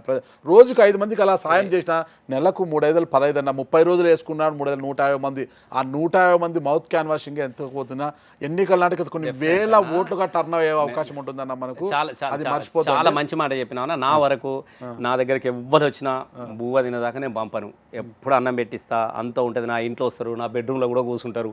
నేను వాళ్ళు ఒక నాన్న ఈ పదవులు అనేటివి మనకి కావన్నా, వస్తూ ఉంటాయి పోతూ ఉంటాయి. ఇది మన జాగిర్ కాదు, మన జాగిర్ కాదు. నువ్వు ఉన్నప్పుడు నీకు అవకాశం వచ్చినావు, ఎంతవరకు ఏ మేర నీకు శక్తి మేరకు ఎంతవరకు పని చేసినావు అనేది మనం ఇంపార్టెంట్ అనుకుంటాం. నేను గట్టినే భావించుకుంటా. ఇవాళ నేను ఊర్లలో పోతే మీద వాడు ఏడుస్తారు అన్న, ప్రామిస్ తెలుసా, అయ్యో సార్ ఏమనుకో బిడ్డ, మళ్ళీ నువ్వే అవుతావు బిడ్డ అని మీద వాడు ఏడుచుడు. ఒక్కొక్కరిని ప్రామిస్ చెప్తున్నా, వాళ్ళకి కలుద్దామంటే భయం అవుతుంది నాకు. ఊర్లలో పోతే మీద ఏడుచుడే, బిడ్డ గింత మంచిదాన్ని బిడ్డను పోగొట్టుకుంటే, గింత మంచి బిడ్డను పోగొట్టుకుంటే. మన సరే పదవి లేకపోయినా పర్లే కానీ మీ ప్రేమలు అయితే నా మీద ఉన్నాయని చెప్పేసి నిజంగా చెప్పిన గర్వపడుతున్నాను. పదవి నేను రోజు పోతా, నిన్న పోతా, ఇప్పుడు పోతా, ఎప్పుడు నేను ఆన్నే ఉంటాను. అట్లనేం లేదు, మళ్ళీ ఎప్పటిలాగానే పొద్దుగాల పోతా, రోజు తిరుగుతా. నా దగ్గర కూడా రోజు వస్తూ ఉంటారు. నేను ఉండేది అక్కడ మానకొండరేంది, ఇప్పుడు మీరు గెలవాలని కోరుకుంటూ ఫైనల్ కూడా దేశపతి శ్రీనివాస్ గారు ఎమ్మెల్సీ కదా ఇప్పుడు. మీరు ఇద్దరు మంచి స్నేహితులు, చదువుకున్నారు, క్లాస్మేట్స్ కూడా. మీరు చాలా మంచి స్నేహితులు, బాగా కలిసి ఉంటారు. కానీ ఈ రోజు మాత్రము దేశపతి శ్రీనివాస్ గారు రసమయ్య గారు పైకి కలిసిన లోపల మాత్రం ఒక ధృతరాష్ట్రుడు కౌగిల్లాగా ఉంటుంది. నాకేం పాపం ఆయన, నాకు అసలు ఒక్కటి నాగరాజు అన్న, చాలా మందికి ఒక అపోహలు ఏందనంటే, నాకు ఆయనకి ఏం కాంపిటీషన్ ఉంటుంది, ఆయన ఓ రచయిత, ఆయన వేరు. నేను గోచిగొంగ వేసుకొని అమ్మ నేను ప్రపంచమే, ఇప్పుడు మాసు పాపం వాళ్ళకి ఎందుకు ఉంటుంది. ఓ మంచి పాట రాసిరు అనుకో, రసమయ్య 100% నేను పాపం ఎప్పుడు ఉండదే.